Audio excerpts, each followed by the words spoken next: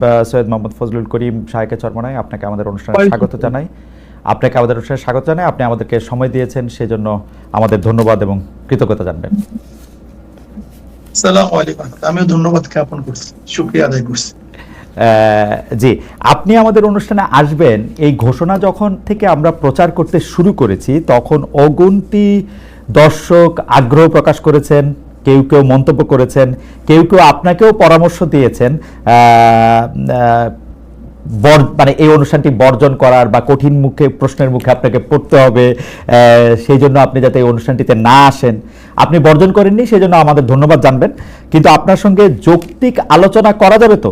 আমরা আপনাদের চিন্তা, দর্শন, রাজনীতি নিয়ে যা কিছু জানতে আমাদের আগ্রহ আছে, দর্শকদের আগ্রহ আছে, তা নিয়ে আমরা প্রশ্ন করতে পারবো তো? অবশ্যই। আপনাকে আপনাকে আপনাকে আপনাকে অনেক ধন্যবাদ। আমি প্রথমেই যে বিষয়টি আপনার সঙ্গে জানতে চাইব যে আপনাদের সঙ্গে জামায়াতে ইসলামীর রাজনৈতিক সমঝোতা, রাজনৈতিক ঐক্য, নির্বাচনী ঐক্য যখন দৃশ্যমান হতে চলেছে, তখন জামায়াতে ইসলামী নিয়ে আপনার 4-5 বছর আগের বক্তব্য সোশ্যাল মাধ্যমে বা ফেসবুকে বিশেষ করে ছড়িয়ে পড়েছে, যেখানে এমনও বক্তব্য আছে ইসলাম ধ্বংস করতে জামায়াতই যথেষ্ট, ক্ষমতায় এলে জামায়াত তাদের আকীদা চাপিয়ে দিতে পারে। এ নিয়েও আপনারা বিভিন্ন সময় আশঙ্কা প্রকাশ করেছেন। আমি দেখেই বলছি যে আপনি বলছেন, কোট করছি, তিন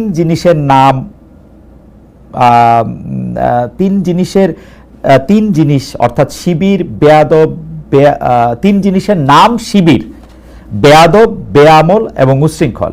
এই তিন জিনিসের সমন্বয়ে শিবির হয়। এখন সমঝোতার স্বার্থে আপনারা এই ধরনের পুরনো বক্তব্যগুলিকে প্রত্যাহার করে নেবেন? আসলে জামায়াতে ইসলামের সাথে আপনাদের রাজনীতিটা কোন সুতায় গাঁথা হচ্ছে? জনাব মুফতি সৈয়দ ফজলুল করিম। আলহামদুলিল্লাহ, অশেষ ধন্যবাদ, শুকরিয়া জ্ঞাপন করছি। প্রথমত আমাকে কেউ বর্জন করার জন্য বলে নেই যে আপনি এটা বর্জন করেন। আমার মেসেজ এরকম আমার কাছে আসে না। তারপরে যে প্রশ্ন করেছেন যে আমাদের বক্তব্য জামাতের ব্যাপারে, সেই ব্যাপারে এখনো আমরা যে অবস্থানে আছি না প্রত্যাখ্যান করছি, রোজাত করছি। দেখেন, জামাতও আমাদের ব্যাপারে অনেক বক্তব্য দিয়েছে। আহলে দেওবন্দের ব্যাপারে, আহলুস সুন্নাত ওয়াল জামাতের ব্যাপারে জামাতের অনেক বক্তব্য আছে। তাসাউফের ব্যাপারে জামাতের বক্তব্য আছে। জামাত সেই বক্তব্য থেকে এক তিল পরিমাণ পিছপা হয়নি। আর আমরাও বিগত দিনে যে বক্তব্য দিয়েছি এবং আমাদের মুরব্বিরা যে বক্তব্য দিয়েছেন, তার থেকে আমরা এক চুল পরিমাণ এখন পর্যন্ত আপনার সাথে কথা বলা পর্যন্ত পিছপা হয়নি। প্রত্যেকের অবস্থানে আছে। এখন প্রশ্ন করতে পারেন এই অবস্থানে থেকে আপনারা তাদের সাথে বক্তব্য কিভাবে দিচ্ছেন, একই স্টেজে আসছেন কিভাবে, প্রশ্ন এখানে। আমি এটার উদাহরণ দিতে চাই। যেমন আমেরিকা ইরানের ব্যাপারে যে সিদ্ধান্ত নিয়েছে, সেই সিদ্ধান্ত থেকে আমেরিকা কোনো অবস্থায় পিছপা হয়নি। আবার ইরান ও আমেরিকার ব্যাপারে যে বড় শয়তান বলেছে, সেখান থেকেও কিন্তু ইরান কোনো অবস্থাতেই রোজাত করেনি, তার বক্তব্য প্রত্যাহার করেনি। কিন্তু তারপর কোন এক কারণে কিন্তু তাদের মধ্যে একটা সমঝোতা হয়েছে, যুদ্ধ বিরতি চুক্তি হয়েছে। ঠিক আমরাও মনে করি প্রত্যেকের অবস্থানে থেকে কোন এক বিষয়ের উপরে আমরা ঐক্যমত হতে পারি। ওকে, ধরে নেন আমরা 28 তারিখে যে সম্মেলন করেছি, সেখানে হিন্দু আসছে, বৌদ্ধ আসছে, খ্রিস্টান আসছে। তার মানে এই নয় যে খ্রিস্টান, বৌদ্ধ, হিন্দুরা তাদের আদর্শ বিসর্জন দিয়ে ইসলাম কবুল করে আমাদের মাঝে আসছে, ব্যাপারটা এরকম না। রাইট। বরং কোন বিষয়ের উপরে ঐক্যমত, সেই বিষয়ের উপরে তারা ঐক্যমত পোষণ করার জন্য এসেছে। ওকে, ঠিক আমরাও মনে করি জামাত আমাদের ব্যাপারে যে আকীদা বা বিশ্বাস রাখে, যে বক্তব্য তাদের আছে, আমরাও জামাতের ব্যাপারে যে বক্তব্য দিয়েছে এবং যে আকীদা বিশ্বাস রাখি, সে প্রত্যেকের অবস্থানে আছে। ওকে, বাকি আগামী বাংলাদেশকে গড়ার জন্য, এই জাতিকে বাঁচাবার জন্য, ইসলাম দেশ মানবতা রক্ষার জন্য আমরা শুধু জামাত না, আমাদের ঘোষণা ছিল ইসলাম দেশ মানবতা। এই মূল 3 ভিত্তিতে যদি বামপন্থীরাও কেউ জোট করে, অ্যালায়েন্স করে, নির্বাচনের সমঝোতা করে, আমরা তাদের সাথে করতে রাখি। ওকে, এটি পরিষ্কার। অর্থাৎ মানে আপনি খুব চমৎকার করে বলেছেন যে অর্থাৎ আমেরিকা এবং ইরান যেরকম মত ভিন্নতা থাকা সত্ত্বেও তাদের মধ্যেকার আলাপ আলোচনা এবং সমঝোতা চলছে, সেমনিভাবে ইসলামী আন্দোলন এবং জামাতে ইসলামী আলোচনায় বসছে বা তাদের পরবর্তী রাজনৈতিক কার্যক্রম এগিয়ে নিচ্ছে, কিন্তু আপনাদের ডিফারেন্সটা ঠিকই আছে, এর থেকে এক চুলো আপনারা সরে আসেন নাই। তারাও মনে নেই, আমারও মনে। ওকে, এখন নিশ্চয়ই দর্শকরা বিবেচনা করবেন। আমরা পরবর্তী প্রসঙ্গে যাই। আমরা যখন অন্য দলের রাজনীতিবিদদের, বিশেষ করে সর্বশেষ আমরা যাদের সাথেই কথা বলেছি, অর্থাৎ এনসিপি বা তাদের সমন্বয়কদের নেতাদের আইন ব্যয় নিয়ে যখন আমরা প্রশ্ন করি, তখন অনেকেই বলেন যে অন্য রাজনৈতিক নেতাদের বা রাজনৈতিক দলগুলিকে আমরা একই প্রশ্ন করি কিনা। তাই আমরা আপনাদেরও এই প্রশ্ন করতে চাই। সবশেষ এই শনিবার আপনারা রাজধানী ঢাকার সোহরাওয়ার্দী উদ্যানে যে বিশাল সমাবেশ করলেন, এ ধরনের আয়োজনের খরচ কিভাবে সংগৃহীত হয়? আপনি বা আপনারা কি নিজেদের ফুল টাইম রাজনীতিবিদ হিসাবে পরিচয় দেন, নাকি আপনারা পেশা হিসাবে কি উল্লেখ করেন? অর্থাৎ আপনাদের আয় রোজগারটা আসলে কিভাবে হয়? জনাব মুফতি ফজল। যেমন ধরেন আমরা একজন দিনদার, আমি একজন মুসলমান। জি। আমার মূল পরিচয় একজন মুসলমান। জি। মুসলমানের কাজ হলো দাওয়াত। কাদের মাঝে দাওয়াত দেবো? ফিজলাতুন নাস, গোটা মানবের কাছে দাওয়াত দেওয়া আমাদের দায়িত্ব। এক কথা, যেহেতু আমি মুসলমান, ইসলাম পালন করা আমার দায়িত্ব। ইসলামের মধ্যে যাহা কিছু আছে সবকিছু আমি পালন করব। নামাজ আছে, রোজা আছে, হজ আছে, যাকাত আছে, কলেমা আছে, ইসলামকে প্রতিষ্ঠিত করার ব্যবস্থা আছে, মানুষকে সেবা করা, অন্যার মোকাবেলা করা, ন্যায়কে প্রতিষ্ঠিত করা। অর্থাৎ ইসলামের মধ্যে যতগুলি কাজ আছে সমস্ত কাজগুলি আঞ্জাম দেয় একজন মুসলমানের কাজ। সেই হিসাবে আপনি আমাকে মুসলমান বলতে পারেন। মুসলমানদের মধ্যে ব্যবসা আছে, বাণিজ্য আছে। যেমন আমি একজন ব্যবসায়ী, আমার ফাইজান কোম্পানি আছে, আমার নিজের বিক্রি আছে। আমি ব্যবসায় কিছু সময় দিই, আমার সময়কে আমি পাঠ করি, ভাগ করে নিই। আমি আমার পরিবারের জন্য একটা সময় নির্ধারণ করি, আমি ব্যবসার জন্য কিছু সময় নির্ধারণ করি। অধিকাংশ সময় আমাদের দাওয়াতি কাজে ব্যস্ত হয়, দাওয়াতি কাজে থাকি আমরা। সারা বছর আমাদের সারা বছর প্রতিদিন আমাদের সময়সূচি বের হয় যে আজকে কোথায় থাকবো, কালকে কোথায় থাকবো, এমনকি কোন ঘন্টায় কোন সময় থেকে কোন সময় আমরা কোন জায়গায় থাকবো, এটা সবাই আমাদের জানে। মানে আপনি আমাকে একজন মুসলমান মনে করতে পারেন, আর মুসলমানের যে দায়িত্বগুলি, সেই দায়িত্বগুলি পালন করার একজন ব্যক্তি হিসেবে আমাকে চিহ্নিত করতে পারেন। রাজনৈতিক যে দল আপনি আপনারা প্রতিষ্ঠা করেছেন, সেই দল থেকে, সেই দল কি কারো কাছ থেকে চাঁদা নেয়, বা সেই দলের নেওয়া চাঁদা থেকে কি আপনারা কোনো ভাগ পান, বা আপনি কোনো টাকা নেন সেখান থেকে, বা আপনারা কোনো টাকা নেন? এটা তো মারাত্মক প্রশ্ন। দেখেন, আমরা নেই না। আচ্ছা। যেমন এই বছর এই যে সম্মেলন হয়ে গেছে, আমার 1 লক্ষ টাকা দিতে হয়েছে, আমাদের আমিরও 1 লক্ষ টাকা দিতে হয়েছে। নিজের পয়সায় গেছি, নিজের পয়সা আসছে। কিন্তু সম্মেলনে তো অনেকে বলে থাকেন খরচ হয়েছে 50 লক্ষ টাকার মতো। না, 50 লক্ষ, কয়েক কোটি টাকা খরচ হয়েছে। 50 লক্ষ টাকা হবে। আচ্ছা, তো বাকি টাকা? কয়েক কোটি টাকা খরচ হয়েছে। বাকি টাকা সব নিজেরা, প্রত্যেকে। আপনারাও যেমন 1 লাখ টাকা করে দিয়েছেন, তেমন যারা এসেছেন তারাও টাকা দিয়েছেন, তাই তো? প্রত্যেকে টাকা দিয়ে এসছে, আবার নিজেরটা খেয়েছে, নিজের পয়সা চলে গেছে। আচ্ছা, এই চাঁদা এবং ইয়ানত, জি, আচ্ছা আপনি বলেন তো, মসজিদে যখন আমরা নামাজে যাই, জি, আমাদের সামনে কি আসে? বাক্স নিয়ে আসে, রাইট। এই ব্যাপারে আজ পর্যন্ত কাউকে সমালোচনা করে শুনছেন? করেছে কেউ সমালোচনা, মানে হয়তো অন্যভাবে আর কি। জি, গির্জায় টাকা দেয় না, চ্যারিটিতে টাকা দেয় না, দেয়। জি, এই গোটা দুনিয়ার চ্যারিটি চলে কিভাবে? তাই চলে না। আমাদের প্রশ্ন, কারণ বাংলাদেশে কেউ কিন্তু এই ব্যাপার শোনেন, আপনি যদি আমার থেকে 10 টাকা দেন, আপনি যদি আমাকে 10 টাকা হাতিয়ে দেন, এমনি দেন,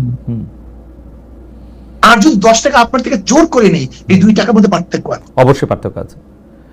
না, পার্থক্য নেই এখানে। দাঁড়া হুজুর, আপনি আমার অজ্ঞতা ক্ষমা করবেন। আমি জোর করা দূরে থাক, কারণ কারণ কারণ যা চায় আপনি সব বলবেন, দাদা মনে দাদা যা চায়। দাদা দাদা জোর করার দূরে থাক, আমি এরকম বহু লোককে জানি যারা পীর সাহেব চরমনাইকে টাকা দেওয়ার জন্য কিভাবে টাকা দিবেন, কোন ভাবে আপনাদের একটু দেখা পাবেন তার জন্য তারা এক ধরনের মানে অনেক মানে আমি কি বলবো পাগল শব্দটা আমি বলতে চাই না, অনেক অস্থিরতার মধ্যে তারা থাকেন। সুতরাং আপনারা জোর করে নেবেন সেটা আমি বলি নাই। আমি শুধু জানতে চেয়েছি যে এই ভক্তরা বা যারা আপনাদের অনুসারী তারা যে টাকা দেয় সেইখান থেকে আপনারা কোনো টাকা নেন কিনা, সে পার্টির প্রধান হিসাবে একটা হলো বা ব্যক্তিগত খাত, একটা ব্যক্তিগত একটা জি, দল। জি, যদি কেউ ব্যক্তিগত হাদিয়া দেয় সেটা আমরা গ্রহণ করি, আচ্ছা, কিন্তু মাদ্রাসা মসজিদ সংগঠনের জন্য যে চাঁদা তোলা হয় সেই টাকার মধ্যে আমাদের মধ্যে আসমান জমিন ফরক, বিশাল ওয়াল। ওকে, মানে যে টাকাটা শুধু তাই নয়, যে টাকাটা আপনাদের নামে দেওয়া হয় সেইটা আপনারা নেন, যে টাকাটা মসজিদ না না মাদ্রাসা না, নামে কোনো আমাদের বাক্স নেই। আচ্ছা যে আমাদেরকে হাদিয়া দেয়, আচ্ছা মোহাব্বত করে দেয়, আচ্ছা, যেমন সন্তান বাবাকে দেয়, হুম হুম ছাত্র উস্তাদকে দেয়, হুম হুম যেটিকে আমরা প্রেজেন্টেশন বলি, তোহফা বলি, হাদিয়া বলি, এই শব্দগুলি ভিন্ন। অনেকে বলেন যে না, আমি এটা পরিষ্কার হচ্ছে, অনেকে বলেন যে আপনাদেরকে যে হাদিয়া দেওয়া হয় সেটার কোনো গুণাগুন্তি নাই, সেটাকে একটা বিপুল পরিমাণ টাকা, মানে লাইক আপনারা কি টাকাটা কখনো ডিক্লেয়ার করেন, এই টাকাটা কি ট্যাক্সেবল, মানে আপনারা ঘোষণা করেন কখনো আপনাদের আয় হিসাবে? না, আমাদের আয় হিসাবে তো আমাদের ঘোষণা করার কিছু নাই। আচ্ছা, আমাদের আয় ঘোষণা করার তো ব্যাপার না। ওকে, যদি এইটা ঘোষণা করার প্রয়োজন থাকতো হুম হুম, তাহলে আমরা ঘোষণা করতাম। আচ্ছা, আমাদের যেরকম আয় আছে সেরকম ব্যয় আছে, ওকে ওকে আমাদের খরচও সেইভাবে আছে।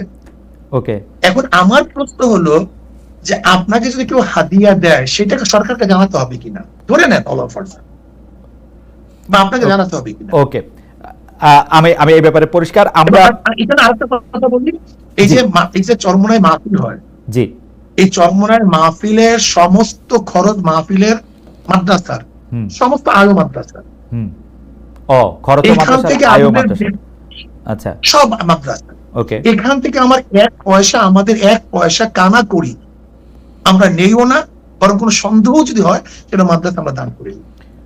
আচ্ছা, পরের প্রসঙ্গে আসি। 5 আগস্টে পট পরিবর্তনের পরে অনেকেই পরিবারতন্ত্রের বিরুদ্ধে সোচ্চার, কারণ তারা মনে করছেন ফেসিবাদ কায়েমের পেছনে পরিবারতন্ত্রের ভূমিকা রয়েছে। একটি দলে একই ব্যক্তি যাতে দীর্ঘদিন নেতৃত্বে না থাকেন, যিনি প্রধানমন্ত্রী হবেন তিনি যাতে আবার দলীয় প্রধান না হন, সেই বিষয়টি নিয়ে কথা বলছে এনসিপি, এমনকি জামায়াতও। বিএনপিও একরকম স্বীকার করে নিয়েছে 10 বছরের বেশি কেউ প্রধানমন্ত্রী হবে না।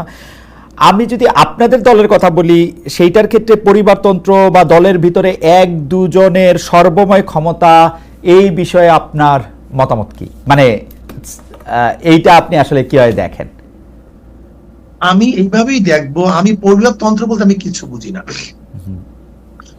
ব্যক্তিতন্ত্র বলে আমি কিছু বুঝি না।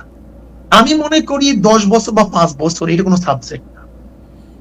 চোর যদি একদিনও ইসে থাকে, চেয়ারে থাকে, সে চুরি করবে। দুর্নীতিবাজ যদি একদিনও মানে চেয়ারে থাকে, সে দুর্নীতি করবে। আর ভালো মানুষ যদি 100 বছরও চেয়ারে থাকে, সে দুর্নীতি করবে না।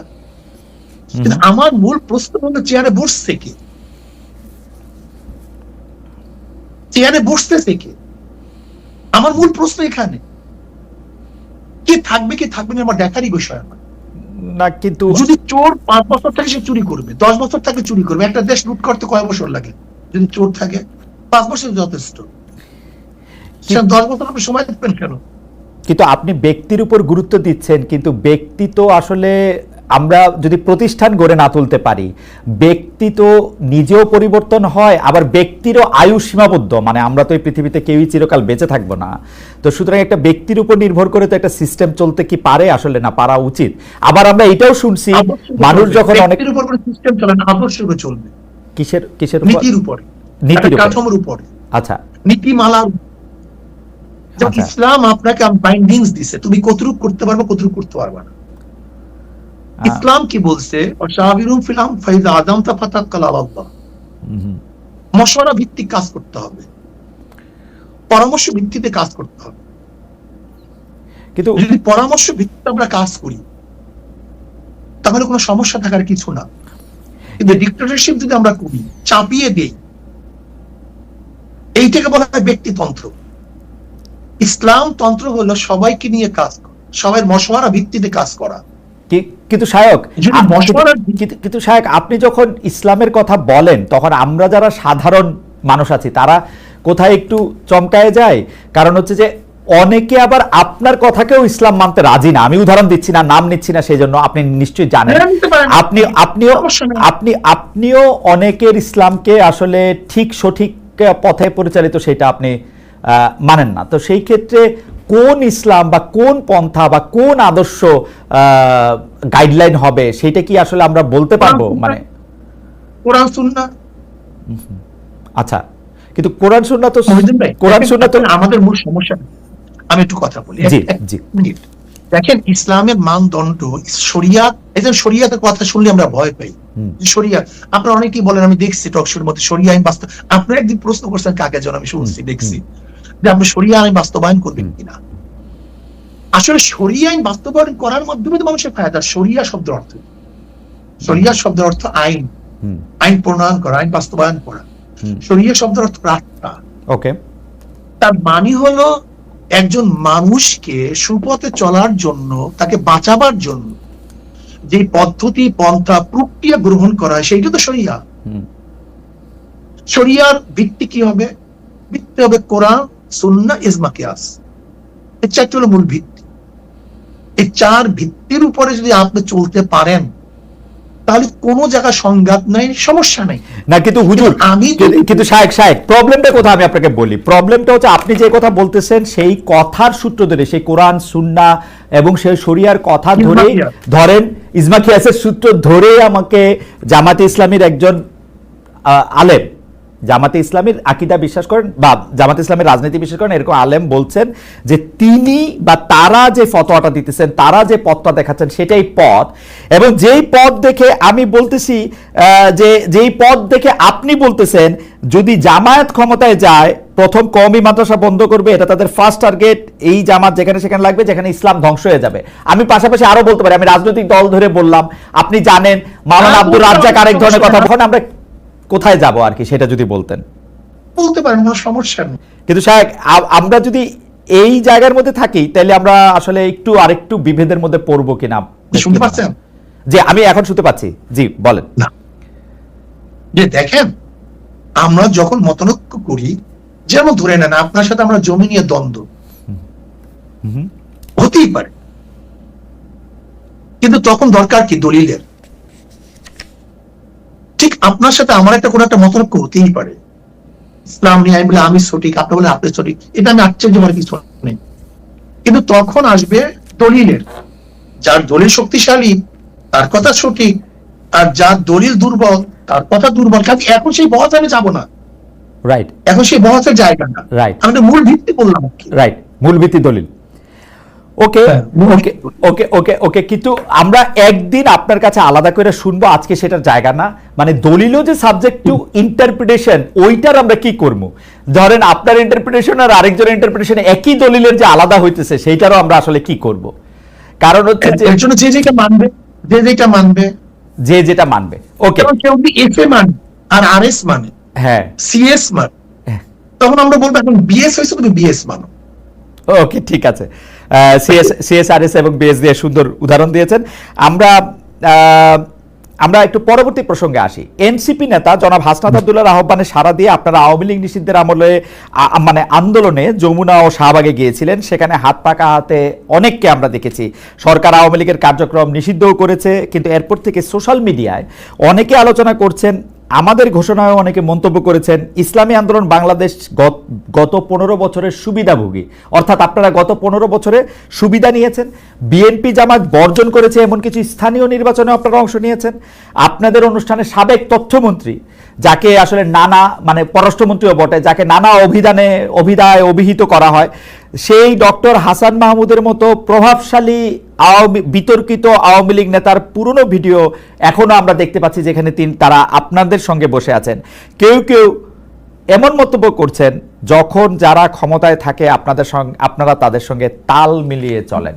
একটু আপনার মন্তব্য শুনবো। এইটা ভুল বলছেন, যখন যারা ক্ষমতায় থাকে ইসলামী আন্দোলন তাদের সমস্ত সমস্যাগুলি, দুর্নীতিগুলি তুলে ধরে, এটা বলতে পারেন। আচ্ছা, আপনি কি দেখেছেন সেখানে শুধু হাসান মাহমুদকে, সেখানে কি বুলু সাহেবকে দেখেন নাই দেখছি আমার পাশে? দেখছি। তো সেটা বললেন না কেন? না, বুলু সাহেবকেও দেখছি, হাসান আমার স্বরাষ্ট্রমন্ত্রীর সাথে, স্বরাষ্ট্রের সাথে। জি, আপনি বলেন, আপনি শেষ করেন, তারপর আমি বলবো। আমি শেষ করি। আপনার হাসান মাহমুদ সাহেবের সাথে আমার বক্তব্য এসে মানে আমাদেরকে বসতে দেখছেন, কিন্তু তারপরে আমি যখন বক্তব্য দিয়েছি তখন যে এই বক্তব্য দিয়েছিলাম সেটা তো তুলে ধরলেন না। ওই একই স্টেজ আপনি দেখুন সেই বক্তব্য, যে আপনারা বিএনপি বলছেন আমরা এইটা করছি, আওয়ামী লীগ বলছেন আমরা এইটা করছি, কিন্তু কে কত দুর্নীতি করছেন সেটা তো বললেন না। ওই স্টেজে বক্তৃতা দিয়েছে, আপনি শোনেন সেই বক্তৃতা, সেই বক্তৃতা আমি বললাম সবাই আপনার বলতে এইটা।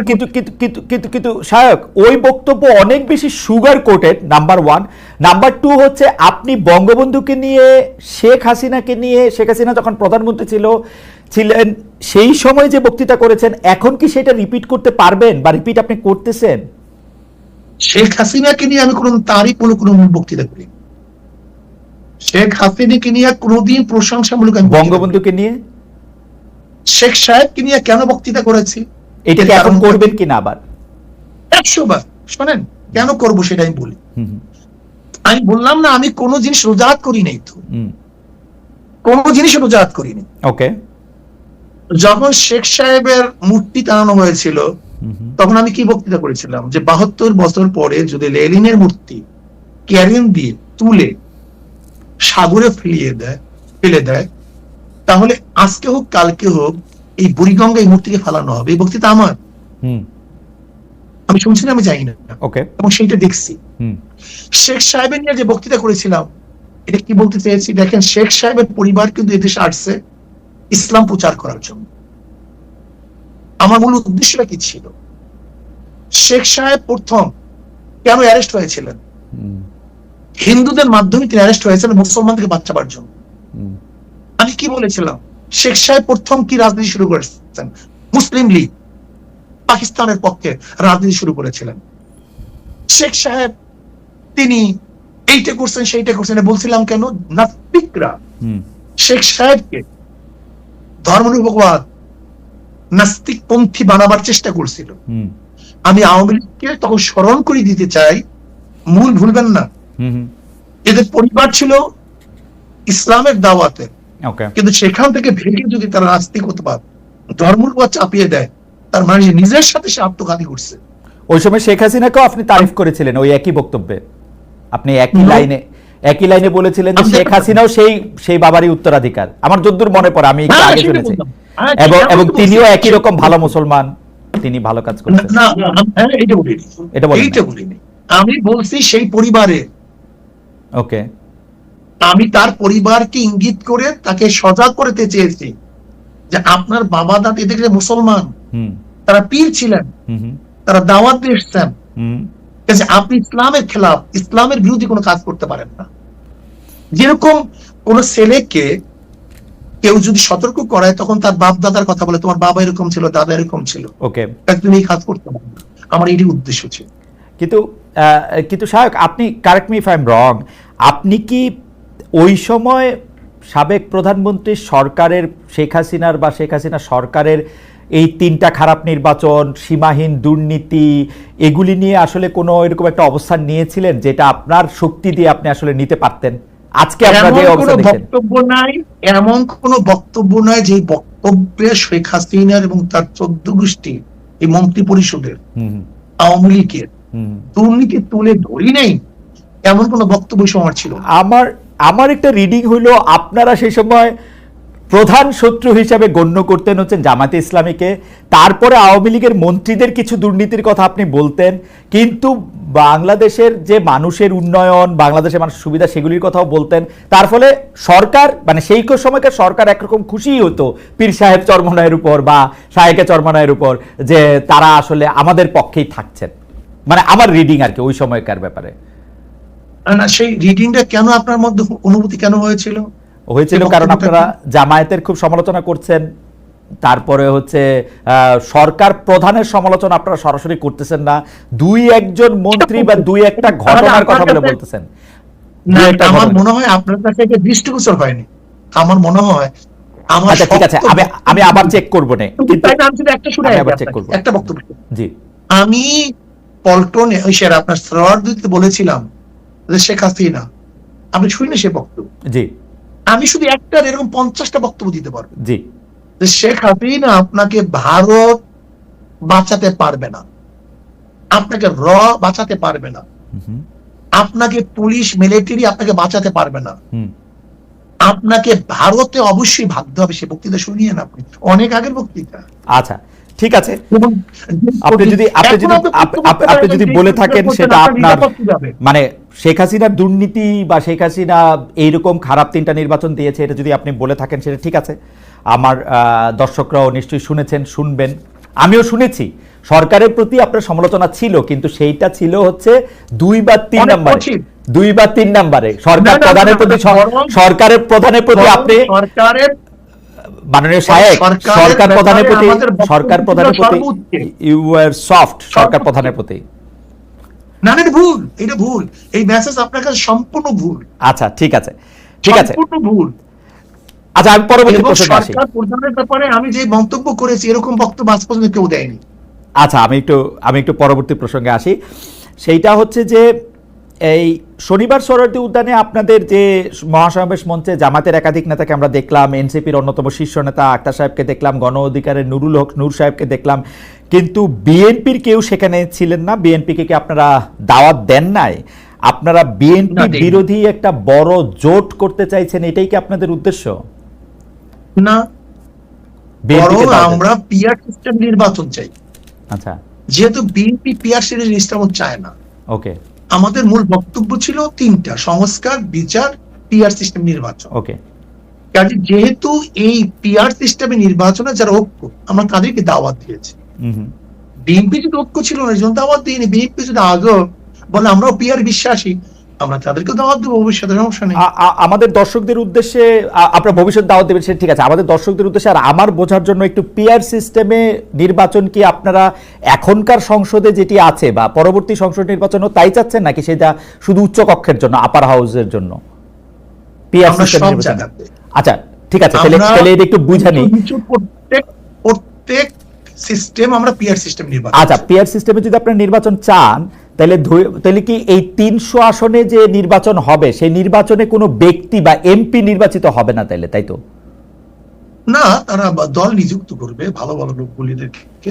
না ধরেন দল নিযুক্ত, দল নিযুক্ত করবে। ধরেন দল নিযুক্ত করলো, দল নিযুক্ত করে ধরা যাক ইসলামী আন্দোলন 50% ভোট পাইলো, সেই জন্য তারা 150 সিট পাবে, আর বাকি যারা 20% 30% তারা সেরকম করে কেউ 100 সিট, কেউ 50 সিট, কেউ 30 20 10 এরকম করে পাবে। আপনি যে 150 সিটে জিতলেন বা 150 সিটে জিতবেন পিআর পদ্ধতিতে, সেইখানে তো আপনি বাছাই করবেন কোন কোন সংসদীয় আসনে আপনার লোক দিবেন, তাই তো?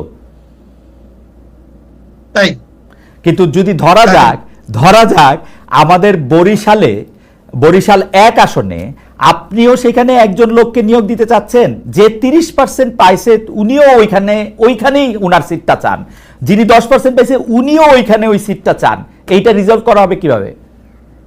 কোনো সমস্যা নেই, আমরা কম্প্রোমাইজ করে নেব। না যার যেখানে প্রয়োজন সেখানে নেব। প্রয়োজন তো মূল বাধাটা আমি এটা সারাই দিই, তাহলে ব্যাপারটা বুঝবেন। জি আসলে পিআর সিস্টেমে নির্বাচনে কোন সিটে কোন প্রার্থী, এইটা বহুত বড় কথা না। পিআর সিস্টেম নির্বাচনের সংসদ যারা সদস্য হবেন তাদের মূল দায়িত্ব থাকবে সংসদে কাজ করা, আইন প্রণয়ন করা, আইনকে বাস্তবায়ন করা। তার মানে ধরেন কথার কথা, আর আমাদের যে স্থানীয় যে সরকারগুলি থাকবে সেটাকে এস্টাবলিশ করা। আমরা উন্নয়নের ব্যাপারটা নেব স্থানীয় সরকার থেকে। আর স্থানীয় সরকার কাজ করতেছে কিনা, কোন আইনের পদ্ধতিতে, প্রক্রিয়ায় দেশ ভালো চলবে, জবাবদিহিতামূলক হবে, এদের কাজই থাকবে মূল হলো আইন প্রণয়ন করা, আইন বাস্তবায়ন করা। না আপনি আমাকে একটু আপনি আমাকে আরেকটু সাহায্য করেন। ধরা যাক পীর সাহেব চরমনায় আর আপনি মিলে ডিসাইড করলেন আমাকে কুমিল্লা 1 আসন থেকে আপনারা এমপি বানাবেন। ধরা যাক একইভাবে জামায়াতের নেতা ডক্টর শফিকুর রহমানও ঠিক করলেন আমাকে কুমিল্লা 2 আসন থেকে এমপি বানাবেন। আমি কিন্তু এলাকায় যাইও নাই, ভোটও করি নাই, কিচ্ছু করি নাই। আমার পক্ষে তো এমপি হয়ে যাওয়া সম্ভব, তাই না? আপনারা যদি 50% ভোট পান, আপনাদের যদি 150 জন সঙ্গে, এইটা কি ঠিক হবে? আমি কি একটা ভালো জনপ্রতিনিধি হইতে পারবো? নির্ধারণ না করি ধরেন তাহলে কি হবে? হ্যাঁ, এলাকায় নির্ধারণ করলাম, এলাকায় নির্ধারণ করলাম, আপনার এত পার্সেন্টেজ ধরে নেন, একটা বক্তব্য জি ধরে নেন, জি, আপনার এত পার্সেন্টেজ ভোট পেয়েছেন, আপনার সংসদে এত প্রার্থী আপনার আছে, হ্যাঁ হ্যাঁ, এখানে কোন এলাকা এটা তো নির্ধারণ করা জরুরি না। না জরুরি, কারণ হচ্ছে যে প্রত্যেকটা মানুষের তখন ভোটিং রাইটটা হয় আমাকে দাউদকান্দি বা মুরাদনগর থেকে নির্বাচিত করবে কিনা, আমি ভালো প্রার্থী নাকি এনসিপির উপদেষ্টা মহোদয় আসিফ সাহেব ভালো প্রার্থী নাকি কায়কোবাদ সাহেব ভালো প্রার্থী, ওইটা ওই এলাকার মানুষের right to choose there MP. তাহলে আপনি মার্কা নিলেন কেন? মার্কা নিশ্চিত হচ্ছে আমার আদর্শটাকে কম কথায় বলার জন্য, যাতে ব্যালটে আমার আদর্শটা থাকে, মানুষ জানবে আমি ইসলামী আন্দোলনের লোক, ইসলামী আন্দোলনের আদর্শটা মানুষ জানবে থ্রু আপনার মাধ্যমে। আপনি তো আর সব জায়গায় যাইতে পারবেন না, আমি আপনার বায়াতটা দিয়ে মানুষকে বলবো যে আমি হাত পাখার লোক, হাত পাখা হচ্ছে এটার আদর্শ, এই জন্য আমি মার্কা একটু কথা বলি, একটু বলি। জি জি জি, ধরে নেন আপনার আসলে তো মূল মার্কা, যেই ব্যক্তি নির্বাচনে অংশগ্রহণ করছে সে যদি মার্কা নির্বাচন না করে তাহলে সেই ব্যক্তি কি কোনো নির্বাচিত হতে পারবে? ধরে না কেউ হতে পারবে, অধিকাংশ পারবে না, অনেকে পারে।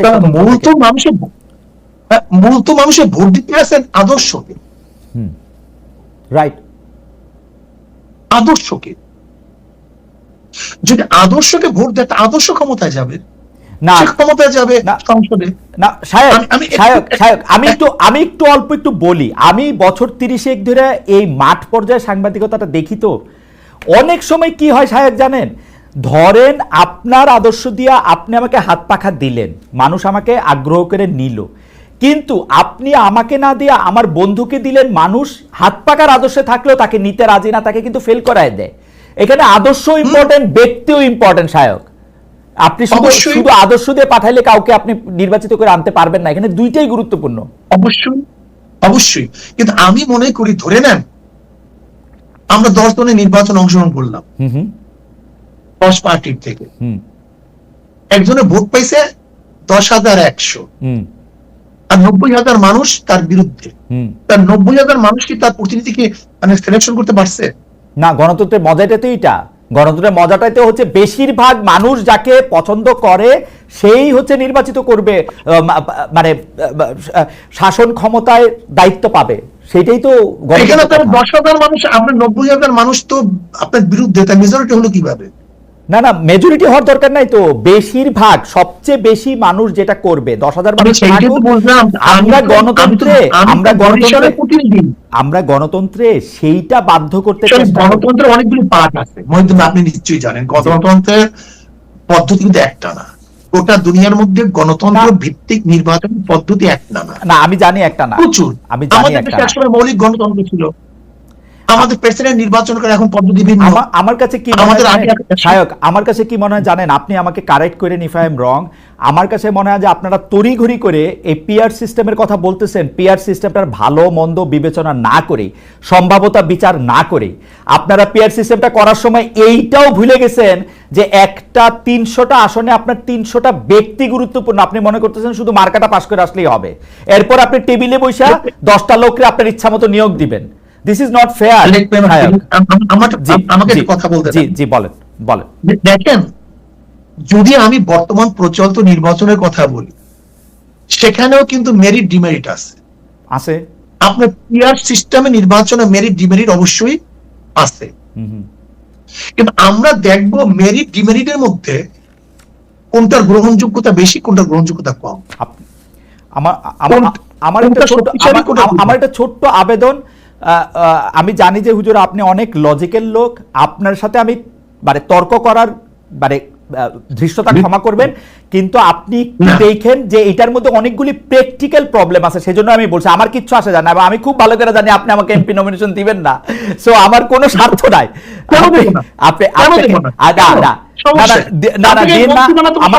আমার চেয়ে অনেক মানে যোগ্য লোক আছে, তাদেরই দিয়েন, কিন্তু আপনি এটা দেখেন পরীক্ষা করে যে এটার মধ্যে আসলেই ঝামেলা আছে, আসলেই ঝামেলা। একটু কথা বলি, পিআর সিস্টেমে নির্বাচনের দাবিটা কিন্তু আমরা এই গত 28 তারিখ করি নাই। পিআর সিস্টেম নির্বাচনের দাবিটা কিন্তু আমরা 2008 থেকে শুরু করেছি। ওকে, আর দেখেন, আপনি এবং আমি যেটা তর্ক করতেছি পিআর সিস্টেম নির্বাচনে করা স্বাভাবিক, প্রত্যেকের মত ভিন্ন থাকতেই পারে, এটা আমি কোনো আপসেট না, প্রত্যেকের মত ভিন্ন থাকতে পারে, বরং মত ভিন্ন থাকার অনুমতি তো মজা। কিন্তু আমি একটা কথা মনে করি, 170টা দেশের মধ্যে 91টা দেশে পিআর সিস্টেম নির্বাচন। দেখেন আমাদের দেশে প্রেক্ষাপট, এখানে নমিনেশন মানি, এখানে চোর ডাকাত বদমাশরা সে নির্বাচিত হয়, এখানে আমরা নির্বাচনে ইনভেস্ট করি। না হুজুর, আমি আপনার সাথে একদম একমত, কিন্তু আপনি একটু পরীক্ষা করে দেখবেন এই 170টা দেশের মধ্যে যে 91টা দেশে পিআর সিস্টেমে ইলেকশন হয়, সে তারা পিআর সিস্টেমে ইলেক্টেড বডিটা পার্লামেন্টারি প্রসেসের কিনা তা হয়তো না। প্রেসিডেন্টের ক্ষেত্রে যেমন আমি জার্মানির কথা বলি, জার্মানির পিআর সিস্টেম কিন্তু পিআর সিস্টেম হলো এটা অসম্ভব জটিল, আমি একদিন আপনার সাথে এটা নিয়ে আলোচনা করব না। এটা পিআর সিস্টেম আসলে কিরকম, ফ্রান্সের পিআর সিস্টেমটা কিরকম সেইটা আলাদা একটা জটিল, এটা লাগাতার এরকম বললেই হবে না যে এটা পিআর সিস্টেম। হাউএভার আমাদের অনেকগুলি প্রসঙ্গ রয়েছে হুজুর, আপনি আমার সাথে আবেদন। খালিদ ভাই, আমি তো এর জন্যই বলেছি যে ডেমোক্রেসি পদ্ধতিটা কিন্তু গোটা দুনিয়ার মধ্যে এক, আমি সেইটাই বলেছি। অ্যাবসলিউটলি, আমার শুধু আবেদন আপনি নিজে, আমার আবেদন আপনার কাছে, কারণ আপনাকে তো সবসময় পাবো না, আপনি নিজে যে পিআর সিস্টেমটার কথা আপনি বলছেন সেটা একটু পরীক্ষা করে দেখেন। আমার আর কোনো আবেদন নাই, এটা জাস্ট আমার একটা আবেদন। পরীক্ষা আমি ভালো মনে করছি দেখে কিন্তু বক্তৃতা করেছি। আচ্ছা, পরীক্ষা আপনি অলরেডি করে ফেলছেন? আচ্ছা ঠিক আছে, থ্যাংক ইউ। আমরা আসছি পরবর্তী প্রসঙ্গে, সেটি হচ্ছে যে আমরা দর্শকদের কাছে জানতে চেয়েছিলাম যে সংস্কার ছাড়া জাতীয় নির্বাচন হলে তা বর্জনও করতে পারে এনসিপি, বলছেন দলটির সদস্য সচিব আক্তার হোসেন।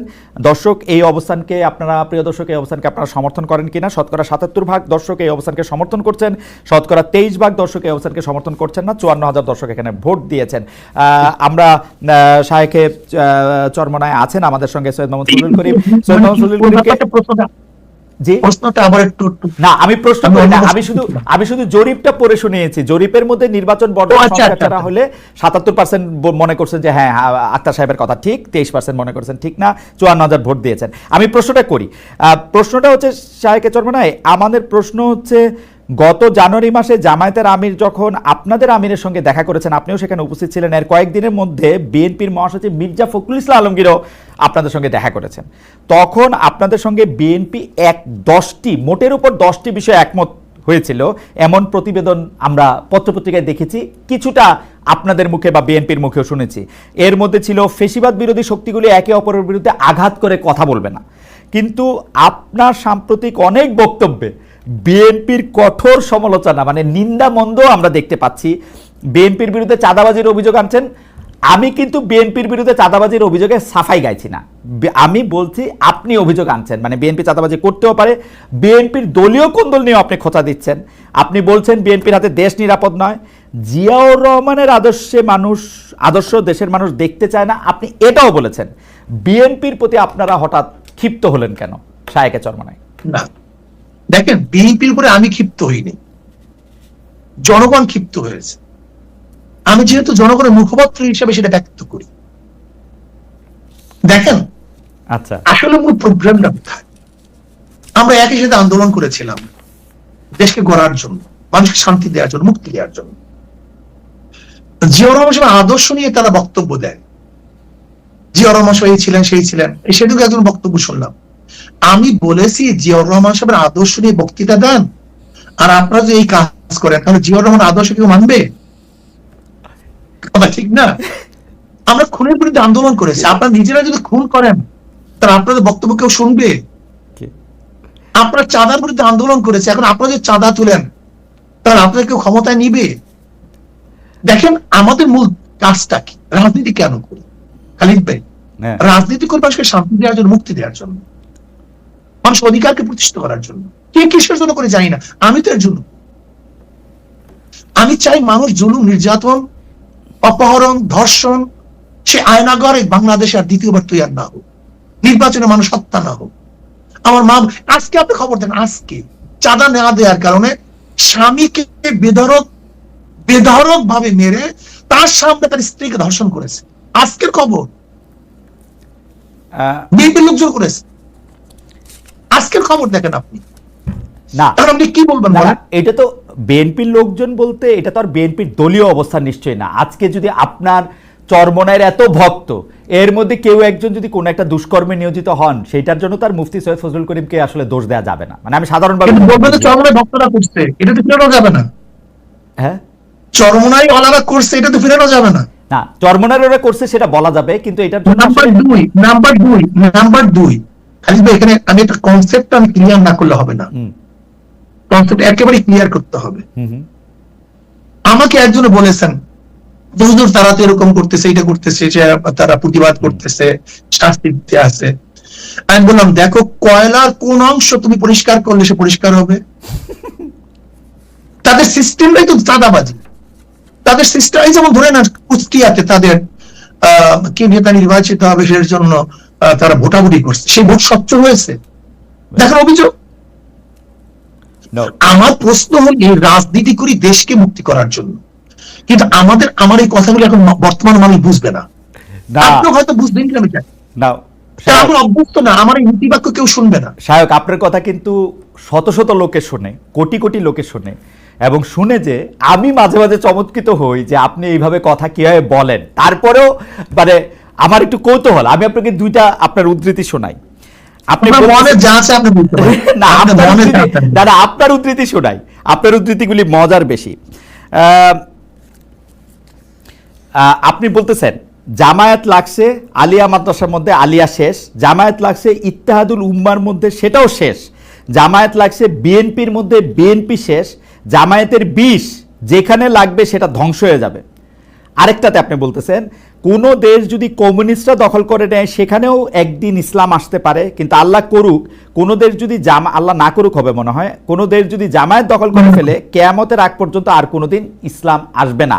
আপনি এরকম বলতেছেন এবং আপনার বলার মধ্যে এক ধরনের কনভিকশন থাকে, যুক্তি থাকে, শক্তি থাকে, তারপরেও আপনি সবার সঙ্গে আপনি বসতে পারতেছেন, সবার সঙ্গে আপনার এক ধরনের ভালো সম্পর্ক থাকতেছে। এইটার মানে হিসাবটা কি? মানে আপনি মন থেকে বলেন না নাকি? মানে এটা একটা মন থেকে বলি, আমি তো মন থেকেই বলি, এবং এটা আমার বিশ্বাস। কিন্তু এই কথাগুলো হলো আদর্শ এবং নীতি, তাদের আদর্শ এবং নীতি বাস্তবায়ন, আচ্ছা, তাদের আকিদা বাস্তবায়ন হয়। কিন্তু আমরা বলতে চাই যে আমরা কোন এক জায়গায় যে ঐক্যতা, যেখানে আমি উদাহরণ দিয়েছি, এই ব্যাপারগুলো তো আপনাকে আগেই বলেছি। যেরকম ধরে নেন হিন্দু, বৌদ্ধ, খ্রিস্টানরা আমাদের স্টেজে আসছে, তার মানে তার নীতি আদর্শ বিসর্জন দিয়ে নয়, কোন এক জায়গায় ঐক্যমত হয়েছে। আচ্ছা, আমি কিন্তু আমার কোন বক্তৃতার থেকে এখন পর্যন্ত এক চুল পরিমাণ নড়ি নেই। আচ্ছা, আমি তো এই কথা আগেই বলেছি। এবং এই কথা যদি আপনি বলেন যে আপনি অমুক, হ্যাঁ, যদি জামাতের অবস্থান থেকে জামাতের ব্যাপারে আমরা যেই ব্যাপারে তাদের উপর অভিযোগগুলো আমাদের মুরব্বীরা করেছেন, এটা যদি ফেরত আসে, আমি সাথে সাথে আমার বক্তব্যকে রোজাত করবো। না, আমি আমার বক্তব্য, তারা যদি তাদের জায়গা থেকে ফেরত আসে তাহলে তো আপনার বক্তব্য থেকে আপনি ফেরত আসবেন কেন? আপনার বক্তব্য তো তখন আরো প্রতিষ্ঠিত হইল যে আপনি যেটা রোগ চিহ্নিত করছিলেন সেই রোগ থেকে তারা মুক্তি পাইছে, সেই রোগ থেকে তারা মুক্তি পাইছে, সেটাও তো। আমি কিন্তু অন্য মানুষ। শোনেন খালিদ ভাই, আমি কি চাই জানেন? আমার আব্বাজান আমাদের কি শিক্ষা দিয়েছেন? আব্বাজান স্পষ্ট লক্ষ লক্ষ মানুষের সামনে বলতেন, আমার কোনো যদি ভুল হয় তোমরা ধরিয়ে দিবা, যদি আমার ভুল ধরিয়ে দেওয়ার পর আমি না শুধরাই, তার মনে আমি গুমরাহ হয়ে গেছি, আমার থেকে চলে যাওয়া তোমাদের জন্য অধিক হয়ে যাবে। ভাই, আমরা আমাদের দোষকে লুকাতে চাই না তো। আচ্ছা, আপনি আমার দোষ বলতে পারেন। আচ্ছা, ঠিক আছে, আমার দোষ বললে আমি মাপ চাবো, এটি কোনো আশ্চর্যের কিছু নাই তো। না, আপনার নবী আলাইহিস সালাতু বলেছেন কুল্লুকুম ফাত্তাউন, সবাই গুনাহগার, আমরা করতে পারি। আচ্ছা, দোষের কথা, আপনার দোষ ধরার যোগ্যতা আমার নাই, কিন্তু আমি একটু পিয়ার নিয়ে জাস্ট একটা লাইন বলতে চাই। অনেকেই বলে থাকেন মানে দুইটা অভিযোগ। একটা অভিযোগ হচ্ছে, যেহেতু আপনারা এমনিতে যদি স্বাভাবিকভাবে জাতীয় সংসদ নির্বাচনে আপনারা অংশগ্রহণ করেন বিদ্যমান ব্যবস্থায়, তাইলে যেটা দেখা যাবে যে আপনারা আসলে কোনো আসনে জিতবেন না। আমার কথা না, কিন্তু এটা কেউ কেউ বলতেছে, সেই জন্য আপনারা পিয়ার ব্যবস্থা প্রচলন করতে চাচ্ছেন। আর দুই হচ্ছে, আপনারা এই সম্মেলনের মধ্যে একটা অনুঘটক বা মধ্যবর্তী প্রক্রিয়া করে মহাসমাবেশ করে সবগুলি দলকে একসাথে নিতে চাচ্ছেন। কারণ হচ্ছে আপনারা আসলে বিএনপির সাথে এক ধরনের বার্গেনিং পয়েন্টে যেতে চান। আপনাদেরকে যদি 2, 3 থেকে 5টি আসন আপনাদেরকে বলা হয় যে এগুলি দেওয়া হবে, বিএনপি ছেড়ে দিবে, তাহলে আপনারা আবার বিএনপির হয়ে কথা বলবেন। পিআর সিস্টেম কি আসলে আপনারা আসন পাবেন না বলে, বা বিএনপির সাথে আপনাদের এটা কি, আপনি একটু বলবেন কিনা যে আমরা কি এরকম দেখবো কিনা বিএনপি পড়লো 5টি আসনে? জি, আমরা যদি মনে করি পিআর যারা চায় না, জি, তারা কালো টাকা ব্যবহার করতে না পারলে আসন পাবে না, এই ভয়তেও তো তারা পিআর না চাইতে পারে, ওকে, এরকম বক্তব্য আছে। আচ্ছা, দুর্নীতিবাদরা যদি সে নির্বাচন করতে না পারে, তাহলে একটা সিটও পাবে না, এই সম্ভাবনা তাদের আছে। ওকে, মানুষ যখন মনে করবে যে আদর্শ ভিত্তিক ভোট, তাহলে তো মানুষ আদর্শের উপরে ভোট দিবে, এই সম্ভাবনা তাদের আসছে। এই জন্য তারা পিআর চায় না। ওকে, যেরকম আপনি একটা কথা বলছেন, আমরা তো ভিন্ন বক্তব্য আমাদের আছে। বাকি কথা হলো কি, বিএনপি সে জাতীয় সরকার গঠন করবে এই দাবি করছে না, করছে। তা জাতীয় সরকার কিভাবে গঠন করবে? সবাইকে নিয়ে তো। তা সবাই পার্লামেন্টে যাবে কি বক্তব্য পদ্ধতিতে? আপনি সিট দিবেন তাকে? না, পার্লামেন্টেই যাইতে হবে জাতীয় সরকার করতে তা না, মানে আপনি সরকারে অন্তর্ভুক্ত করতে পারে আপনাদেরকে। সব দল নিয়ে তো ভাই, আপনি তো মন্ত্রিত্ব দিবেন না আমাকে, কয়টা দিবেন মন্ত্রিত্ব? কয় দলকে দিবেন? 40টা দিল। পার্লামেন্ট জাতীয় সরকারের জন্য প্রয়োজন হলো সব দলের অংশগ্রহণ। যদি পিআর সিস্টেম নির্বাচন করেন, তাহলে সব মানুষ সেখানে যেতে পারবে, ওকে, সব মতের মানুষ যেতে পারবে। তা বিএনপি যেহেতু জাতীয় সরকারের কথা বলছে, তার তো উচিত প্রথম পিআর সিস্টেম নির্বাচন করা। এটা ভালো কথা বলছেন। আর পিআর সিস্টেম নির্বাচন করলে সমস্ত আদর্শ মানুষ সেখানে যেতে পারবে, সমস্যা কোথায়? এটা ভালো কথা বলছেন। বিএনপি যেহেতু জাতীয় সরকারের কথা বলছে, তো নির্বাচনটা এমন ভাবে হোক না কেন যে একটা জাতীয় সরকার গঠনের দিকে এটা এগিয়ে যায়।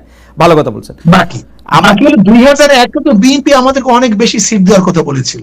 হ্যাঁ, 2001 হ্যাঁ, দেওয়ার কথা বলছিল।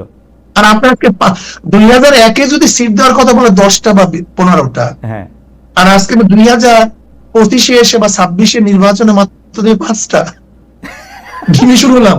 আমরা অনেক বেশি ইসলামী আন্দোলন বাংলাদেশ, আমি বলছি তো যে ইসলামী আন্দোলন বাংলাদেশের আসল চিন্তা আদর্শ নিয়ে আসলে আমাদের অনেকের গবেষণা নেই।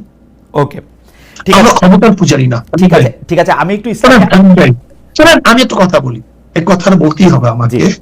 ইসলামী আন্দোলনকে যদি আজকে ক্ষমতাও দিয়ে দেন, আজকে ক্ষমতায় দিলেন, প্রাইম মিনিস্টার বানালেন, আর যদি বলেন নীতি আদর্শ বিসর্জন দিতে হবে, ইসলামী আন্দোলন বাংলাদেশ ক্ষমতাকে প্রত্যাখ্যান করবে, নীতি আদর্শ প্রত্যাখ্যান করবে না।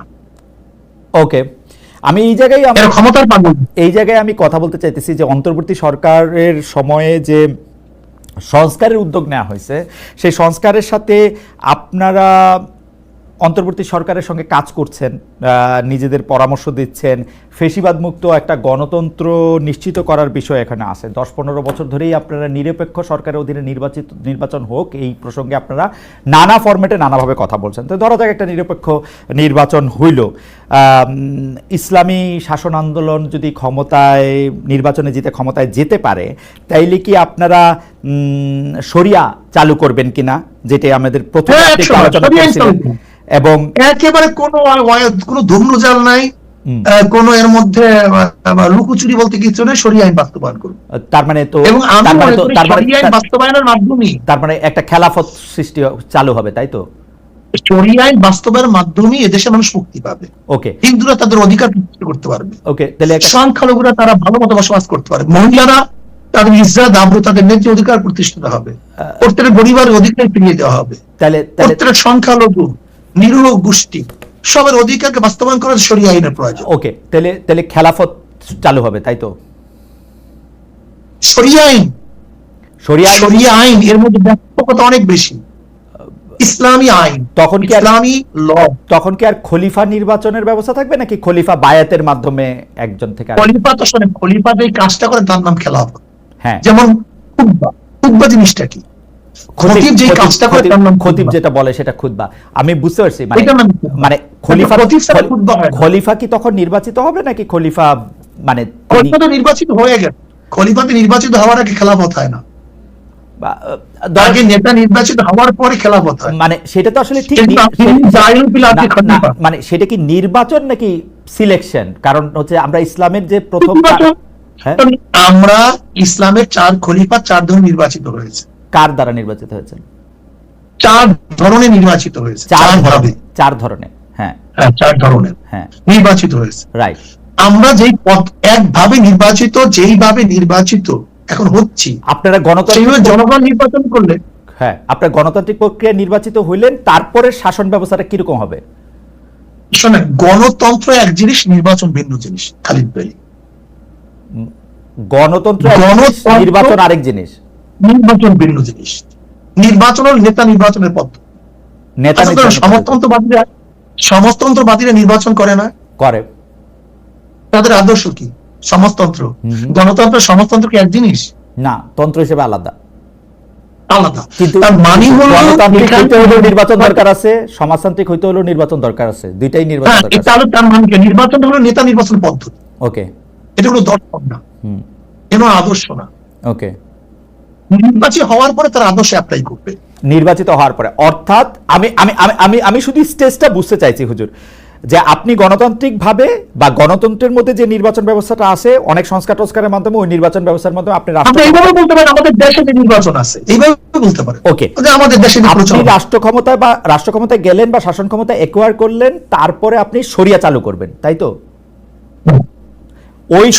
ওই শরিয়া কি এখন অন্য পৃথিবীতে অন্য জায়গায় চালু আছে, এরকম কোন উদাহরণ কি আমরা দেখবো? মানে আমরা এরকম শরিয়া দেখতে চাই বা এরকম শরিয়া দেখতেছি, ধরেন এই পৃথিবীর অন্য কোন আমাদের শরিয়া, আমাদের দর্শন, হ্যাঁ, আমাদের দর্শন, আমাদের শরিয়া, হ্যাঁ, হ্যাঁ, আমাদের কোরআন ও হাদিসের মধ্যে দেয়া আছে। এখনকার কোন রাষ্ট্র আছে কিনা? আমার মতে দেখেন, এখনকার কোন রাষ্ট্র ব্যবস্থা আছে কিনা, এরকম রাষ্ট্র ব্যবস্থা আছে কিনা? বিজ্ঞানের মধ্যে আপনি দেখতে পারেন শরিয়া অনেক বেশি। কার মধ্যে? আফগানিস্তানের মধ্যে। আফগানিস্তানের মধ্যে। আপনি আফগানিস্তানের মতো একটা বাংলাদেশ বানাতে চান? হ্যাঁ, বানাতে চাই। আর ইরানের মতো? দেখেন, ইরানের ব্যাপারটা হলো, যেখানে ইরানের যদি ভালো ভালো যে দর্শনগুলি আছে, ইরানের যে ভালো দর্শন, ওকে, যেটা শরিয়াতে সাংঘর্ষিক না। আমেরিকার যে ভালো দর্শন, শরিয়াতে সাংঘর্ষিক না। ইংল্যান্ডের কোনো ভালো দর্শন, শরিয়াতে সাংঘর্ষিক না। রাশিয়ার কোনো ভালো দর্শন, যেটি ইসলামের সাথে সাংঘর্ষিক না।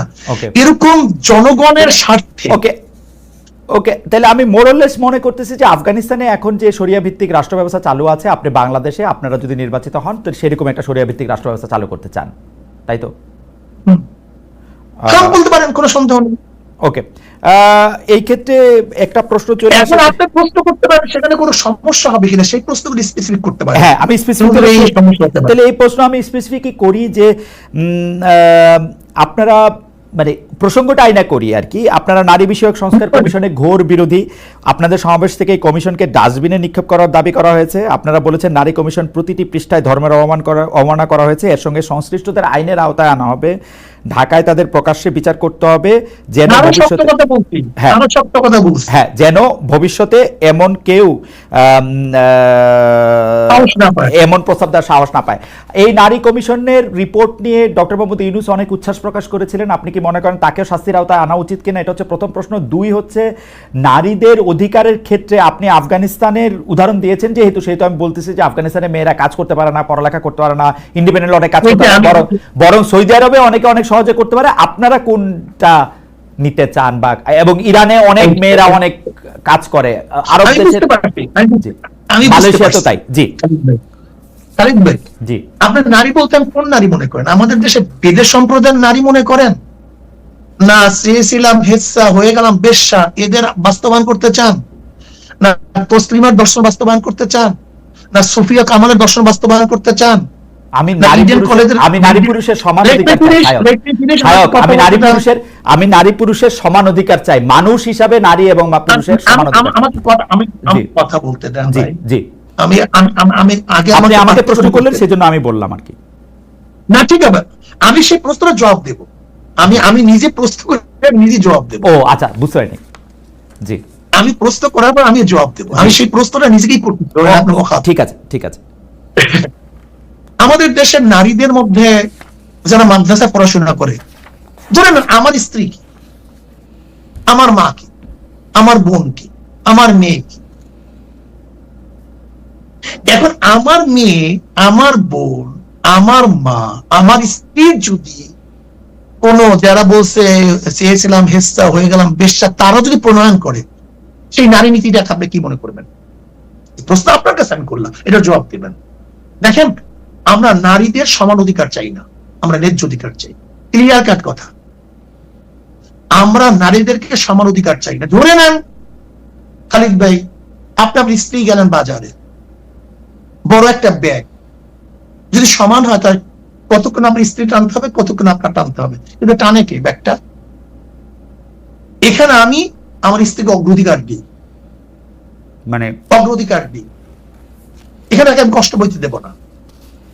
ধরে নেন 2 মণ একটা বোঝা, এটা আমি স্ত্রীর মাথায় তুলি না স্বামীর মাথায় তুলি, এখানে আমি স্ত্রীকে কষ্ট দেব না। আমি স্ত্রীর ন্যায্য অধিকার চাই।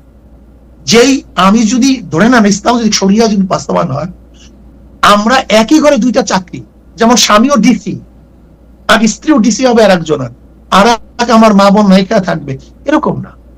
বরং যেই ঘরে চাকরি নেই, যেই নারীর চাকরির প্রয়োজন, আমরা খুঁজে খুঁজে সেই নারীকে ডেকে ডেকে চাকরির ব্যবস্থা করব। শায়ক, আপনি আমাকে যখন কথা বলতে দিবেন তাহলে আমাকে দিয়েন আর কি, আমি কয়েকটা নোট নিচ্ছি। আমি আমার বক্তব্য শেষ করলে কত সুবিধা। জি জি জি। যেমন নারীর শিক্ষা, নারীর শিক্ষা ইসলামের মধ্যে নবী আলাইহিস সালাতু বলছেন আম্মাজান আয়েশার থেকে সুলুস বা নিস ইলম শেখার জন্য। আমাদের এমন কোন মুহাদ্দিস নেই যারা নারীদের ওস্তাদ মানে না। আমাদের মুহাদ্দিসদের মধ্যে নারীদের ওস্তাদ ব্যতীত কোন মুহাদ্দিস হাদিস পড়াতে পারে না। নারীর মধ্যে শিক্ষা নাই মানে? আম্মাজান খাদিজা কুবরা রাদিয়াল্লাহু তাআলা ব্যবসার থেকে আমার নবী আলাইহিস সালাতু ওয়াসাল্লাম ব্যবসা শিখছেন এবং তিনি প্রতিষ্ঠিত হয়েছেন। আমরা ইসলামিক যদি হুকুমত করতে পারি তা নারীরা বড় বড় ধনী হবে, আমরা তাদেরকে ব্যবসা বানিয়ে দেব। উম্মে সালমা রাদিয়াল্লাহু তাআলা যখন হুদায়বিয়া সন্ধির সময়, কেউ, আমি সংক্ষেপে বলতেছি, কেউ নবী আলাইহিস সালাতু ওয়াসাল্লাম কথা অনুযায়ী হালাল হচ্ছিলেন না, তো উম্মে সালমা রাদিয়াল্লাহু পরামর্শ ক্রমে হালাল হয়েছিলেন। এখন কেউ যদি মনে করেন যে নারীবাদী মানে হলো তাকে ওই অমুকের দর্শনে চলতে হবে, এইটাই নারীদের সমান অধিকার, এইটাই মানি না। আমি মনে করি যেখানে নারীদের যতটুকু ন্যায্য অধিকার প্রতিষ্ঠা করা দরকার, আমরা সেখানে নারীদেরকে সেই ন্যায্য অধিকার প্রতিষ্ঠা করব। দেখেন, ইসলামের মধ্যে মিশরের এক ডক্টর একটা কিতাব লিখছেন, সেটা 30,000 মুহাদ্দিসদের নাম দিয়ে আসেন, 30,000 মুহাদ্দিসা। নারীদের মধ্যে হারাতের বড় বড় যোদ্ধা ছিলেন, কবি ছিলেন। খানসা রাদিয়াল্লাহু তাআলা ইসলামের মধ্যে বহু বড় কবি ছিলেন, তিনি নারী ছিলেন।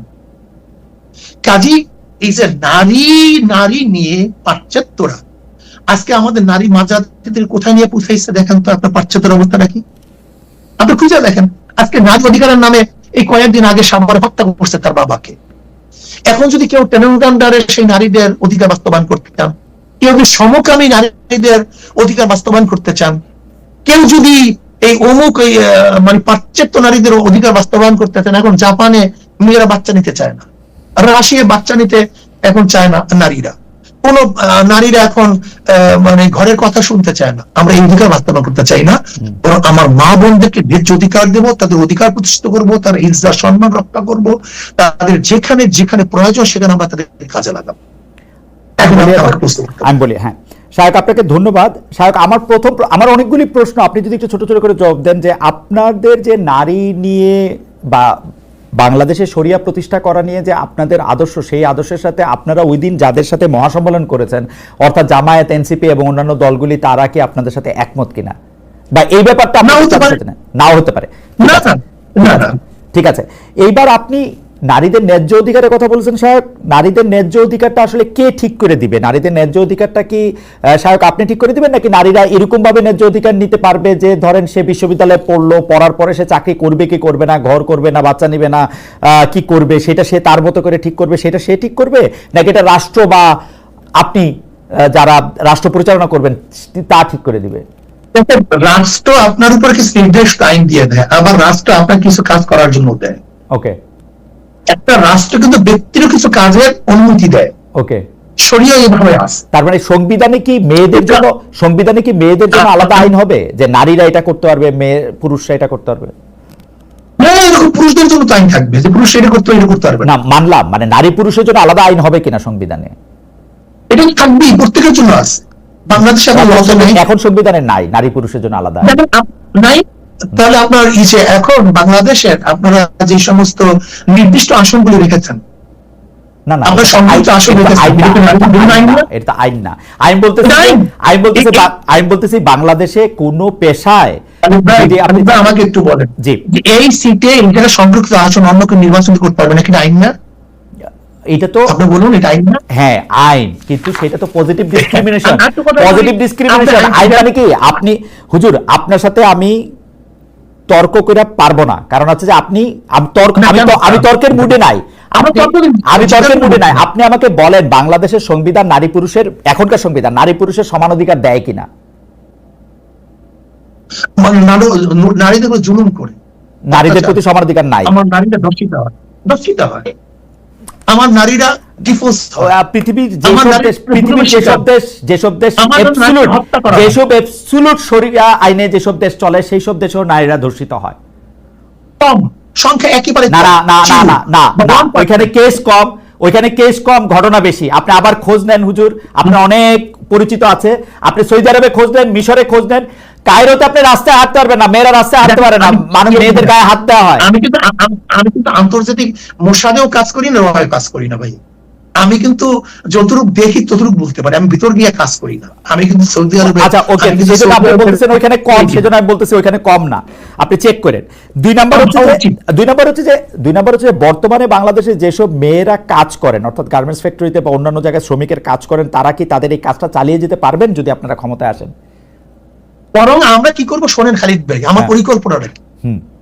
আজকে রাত তো একটার সময় আমার মেয়েদেরকে, আমার বোনদেরকে ছেড়ে দেয়, কোথায় থাকে, কোথায় যায়, কিভাবে করে, তার ইজ্জত আবরুর সংরক্ষণ কি করে, দায়িত্ব কে নিয়েছে? ইসলাম যদি ক্ষমতায় যায়, আমার প্রত্যেকটা মা বোনদের জন্য যারা ফ্যাক্টরি করবে তাদের জন্য বলা হবে তুমি এই স্পেসে ওদেরকে রাখার জন্য ব্যবস্থা করো। আমি কি করবো জানেন আপনি? যদি আমরা ইসলাম ক্ষমতায় যাই, তা আমি প্রত্যেকটা প্রতিষ্ঠানের মধ্যে নারীদের জন্য শিক্ষার ব্যবস্থা রাখবো। যেরকম ইউরোপে আমরা ছাত্ররা পড়তে যায় কি করে? পার্ট টাইম কাজ করে, পার্ট টাইম পড়াশোনা করে। ঠিক আমিও প্রত্যেক ইন্ডাস্ট্রিদের কাছে সিস্টেমটা এইভাবে রাখবো, তারা 5 ঘন্টা 4 ঘন্টা পড়াশোনা করবে আর তাদের জীবন নির্বাহ করার জন্য কাজ করবে। তারা ঘর সংসার করবে না। যেই সমস্ত নারীরা ঘর সংসার করে না, যেমন অনেক যুবতী মেয়েরা আছে না ছাত্রী বয়সে, গরিব, বাবা মারে দেখবে না, দেখবে যেগুলো আমি এখনো তো তারা মানে তারা 10 ঘন্টা কাজ করবে, 10 ঘন্টা কাজ করবে, 5 ঘন্টা পড়াশোনা করবে, তারপরে বাড়ি যাবে না। আমরা কমায় দেবো, সময়কে কমায় দেবো। আমরা তো নিজের আত্মসাৎ করি, শ্রমিকদেরকে দিকেও তাকাই না। ওকে, যেমন শ্রমিকদেরকে দেই 1 টাকা, আমরা সেখান থেকে নেই 10,000 টাকা। ওকে, কিন্তু আমরা পার্সেন্ট শ্রমিকদের কাজ কমায় দেবো, বেতন বাড়ায় দেবো। ওকে, বিশ্ববিদ্যালয়ে যেমন নারীরা পড়াশোনা করছেন, এখন পাবলিক বিশ্ববিদ্যালয়গুলিতে পুরুষরা পড়াশোনা করছেন, সেই সিস্টেমে মানে সেই শিক্ষানীতিতে তো পরিবর্তন আসবে, তাই তো? না, আসলে আমরা ভুল বুঝি কেন? জি, ইসলাম আসলে ব্যাংক, আদালত, যারা এখন বিচারক তারা বিচারক থাকবে, আচ্ছা, যারা ব্যাংকার তারা ব্যাংকার থাকবে। যে শিক্ষকরা পড়াইতেছেন তারা, যেমন ধরে না আমাদের শিক্ষকরা এখন কি পড়ায়, এখন পড়াইতেছে তারা ডারউইনের থিওরি, আরো অনেক কিছু পড়ায় ডারউইনের থিওরি পাশাপাশি, ধরে নেন যেটা ছিল না। তার মানে কি? শিক্ষা মন্ত্রণালয়ের নীতি চেঞ্জ হয়েছে, কিন্তু যে ওস্তাদ কোনো চেঞ্জ হয় নাই। ঠিক আমরাও প্রত্যেকটা জায়গায় শুধু কিছু নীতি আদর্শ চেঞ্জ করে দেব, যেটা সাংঘর্ষিক, যেটা মানুষের জন্য কল্যাণকর নয়, এটা শরিয়াত ভিত্তিক। এটা আপনারা একটা বোর্ড করে তারপর এটা ঠিক করে দিবেন যে এইটা প্রত্যেক জায়গায় আলাদা আলাদা বোর্ড থাকবে, সংস্থা থাকবে, নীতিমালা থাকবে, সেইভাবে আপনারা চেঞ্জ করে দিবেন। কিন্তু মানে আমাদের দর্শকদের মতো অনেকে কনফিউজড হচ্ছেন এরকম করে যে আফগানিস্তানের মতো পড়াশোনা হইলে তো এটা অন্যরকম হবে। আপনারা কি মানে ঠিক আফগানিস্তানের মতো চান না? মানে আফগানিস্তানের পুরো খবরটা কি পুরো স্পষ্ট কি আমাদের কাছে আছে? জি জি, আফগানিস্তানের পুরো খবরটা কি আমাদের আছে? শুধু আমি এর জন্য বলছি, আফগান কিন্তু আমাদের মূল লক্ষণ না, ওকে, দর্শন না। আমাদের মূল দর্শন কোরআন হাদিস, ইসমা কিয়াস। আমি উদাহরণ দিলাম এর জন্য, দেখেন খালিদ ভাই, যেখানে এখন তারা ঋণ মুক্ত মাত্র কয়েক বছরে, ওকে, যে অর্থনীতি গোটা দুনিয়ার মধ্যে সবাই ভেবেছিলেন যে অবরোধকৃত একটা দেশ সবাই মানে ক্ষুধায় মরে যাবে, দুর্ভিক্ষ হবে, সেখানে তারা অর্থনীতি সবচেয়ে স্টাবলিশ হয়ে গেছে, সেখানে মানুষগুলি এখন সুখে শান্তিতে বসবাস করতেছে। যে আফিম চাষ নিয়ে তাদের উপর সবচেয়ে অভিযোগ ছিল, তার আফিম চাষ বাদ দিয়ে তার মাশরুম চাষ করে গোটা দুনিয়ার মধ্যে এখন হইচই ফেলে দিয়েছে। আপনি কোনো ডেটা থেকে কথাগুলি বলতেছেন নাকি মানে মানে আমরা যেটা খবর পত্রিকায় দেখেছি, বিভিন্ন পত্রিকার খবর পাশাপাশি তো বিভিন্ন ডেটাও অ্যাভেলেবেল, মানে আমার কাছে মানে আমি যখন ডয়েচে ভেলেতে ছিলাম তখন আফগানিস্তানের দুটো ভাষা, মানে আমি বাংলা ভাষার প্রধান ছিলাম, দুটো ভাষার সেখানে কাজ করতে, একটা দারি একটা পশতু। তো সেই দারি এবং পশতু ভাষায় যে সাংবাদিকরা ছিলেন বা যে সংবাদ, তাদের সাথেও আমার নিয়মিত কথা হয়, তারাও এরকমটা এখনো দাবি করতেছেন না আমি জানি। তো আমি জানি না যে মানে আপনার দাবি আমি কি হয়। হাওয়েভার সেটা হচ্ছে আপনি যখন এগুলি দেখবেন তো সেগুলি আরো ভালো করে দেখবেন। সাম্প্রতিক অবশ্যই আপনি দাবি করেছেন হুজুর আমরা আপনার কাছ থেকে আরেকটু সময় চাচ্ছি, কারণ বেশ কিছু প্রশ্ন রয়ে গেছে, এবং আপনার সাথে কথা বলা, আপনার কথা শোনা খুবই আনন্দদায়ক। আপনারা সাম্প্রতিক মহাসমাবেশে দাবি করেছেন সাহেব যে ভারতের সঙ্গে হওয়া সব চুক্তি প্রকাশ করতে হবে, যে কোনো রাষ্ট্রবিরোধী চুক্তি বাতিলের দাবিও করেছেন, কিন্তু গত 10-11 মাসে অন্তর্বর্তী সরকার এসব বিষয়ে কিছুই করেনি। আপনার এ ব্যাপারে মন্তব্য শুনতে চাইব। এর আগেও আমি বলতেছিলাম যে নারী নীতি বলে যে নীতিটা বা নারী সংস্কার কমিশনে বলে যে সংস্কার কমিশনটা গঠন থেকে শুরু করে সেইটার ব্যাপারে ডক্টর মোহাম্মদ ইউনূসের একটা বড় ভূমিকা ছিল। এই ভারতের সাথে চুক্তি প্রকাশ করা বা ভারত একতরফাভাবে বাংলাদেশের সাথে করা চুক্তিগুলি বাতিল করতেছে, এর বিপক্ষে আমরা কিছুই করতেছি না। আপনিও আপনার বক্তব্যে সেটা খুব জোরালোভাবে বলছেন। এটার জন্য আপনি ডক্টর মোহাম্মদ ইউনূস সরকারকে খুব দুর্বল সরকার মনে করেন কিনা, তাদের ভারত নীতি শুধু লিপ সার্ভিস মনে করেন কিনা, শুধু পপুলিস্ট ভাবে জনগণকে একটা কিছু বলা? দেখেন, আসলে আমি যত অনুভব করতেছি যে ইউনূস সরকার যেই উদ্যমে কাজ করা শুরু করেছিলেন, আমাদের সহযোগিতার কারণে মনে হয় তার উদ্যমের মধ্যে কিছুটা হলেও আমার ধারণা, আমি জানি না, তার কাছে আমি কথা বলিনি, তার উদ্যমের মধ্যে কিছুটা হলেও ভাটা পড়েছে বলে আমার ধারণা। যেহেতু আমরা সহযোগিতা ঠিক মতো করছি না, আমরা তাতে ডিসকানেক্ট করার জন্য চেষ্টা করছি, বা এই কথাগুলো আমরা বলেছি প্রস্রাব করে ভেসে যাবে, অমুক তমুক অনেক কথাই বলেছি, সে একজন ভদ্রলোক। দেখেন, ইউনূস সরকারের সরকার স্থায়িত্ব হোক বা তার নীতি আদর্শ আমি গ্রহণ ব্যাপারটা কিন্তু এরকম না। আমরা যেই 3টে জিনিসের উপরে সংস্কার, নির্বাচন এবং বিচারের ব্যাপারে ইউনূস সরকারের কাছে আমরা দাবি জানিয়ে আসছি, সেহেতু সেই ব্যাপারগুলির জন্য যে আমরা বারবার বাধা সৃষ্টি করি, তাহলে তার মন এবং তার সরকারের অবস্থাটা কতটুকু কি হতে পারে সেটা আপনিও ভালো বোঝেন, আমিও ভালো বুঝি। তবে আমি ইউনূস সরকারকে বলবো, সাহস নিয়ে এই দেশকে রক্ষা করার জন্য দেশ বিরোধী সমস্ত চুক্তিগুলি বাতিল করা উচিত। এর জন্য আমরা মহাসম্মেলনে প্রেসার দিয়েছি, এবং কি কি চুক্তি হয়েছে বিগত সরকারের আমলে সেগুলি জনগণকে জানানো, এটা আমাদের দাবি। ওকে শায়ক, অন্তর্বর্তী সরকারের সময় একের পর এক মাজার ভাঙা হয়েছে, যে সংখ্যা এখন শতাধিক হয়েছে। মাহফিল, জলসা, ওরসের আয়োজনও বন্ধ করা হয়েছে অনেক এলাকায়। এসব ঘটনায় কেউ বলছেন তৌহিদি জনতা জড়িত, কেউ বলছেন মব জড়িত। আপনারা বিষয়টাকে কিভাবে দেখছেন? সংখ্যালঘুদের প্রশ্নে আমি আবার পরে আসছি। আপনি যদি মাজার, ওয়াজ, তারপরে হচ্ছে মাহফিল, জলসা, ওরস, এই মাজার ভাঙ্গা, এটার সাথে আমরা একমত। মাজার মানে জায়েজ, জিয়ারত, যেখানে জিয়ারত করা হয় সেটার নাম হলো মাজার। মসজিদ মানে কি? যেখানে চিন্তা করা হয় তার নাম মসজিদ। মাজার তো খারাপ জিনিস না।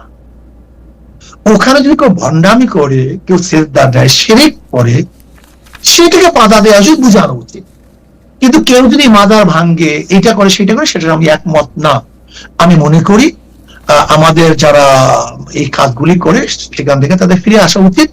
বরং ইসলামের নামে যে সমস্ত ভাইয়েরা, আমার ইসলামের দাবিদার আমার মুসলিম ভাই বোনেরা যদি শরিয়াত বিরোধী কোনো কাজ করে, আমি তাদের অনুরোধ করব এটা থেকে তাদের ফিরে আসা উচিত। ইসলামের মধ্যে যেগুলি নেই সেগুলো করা উচিত না।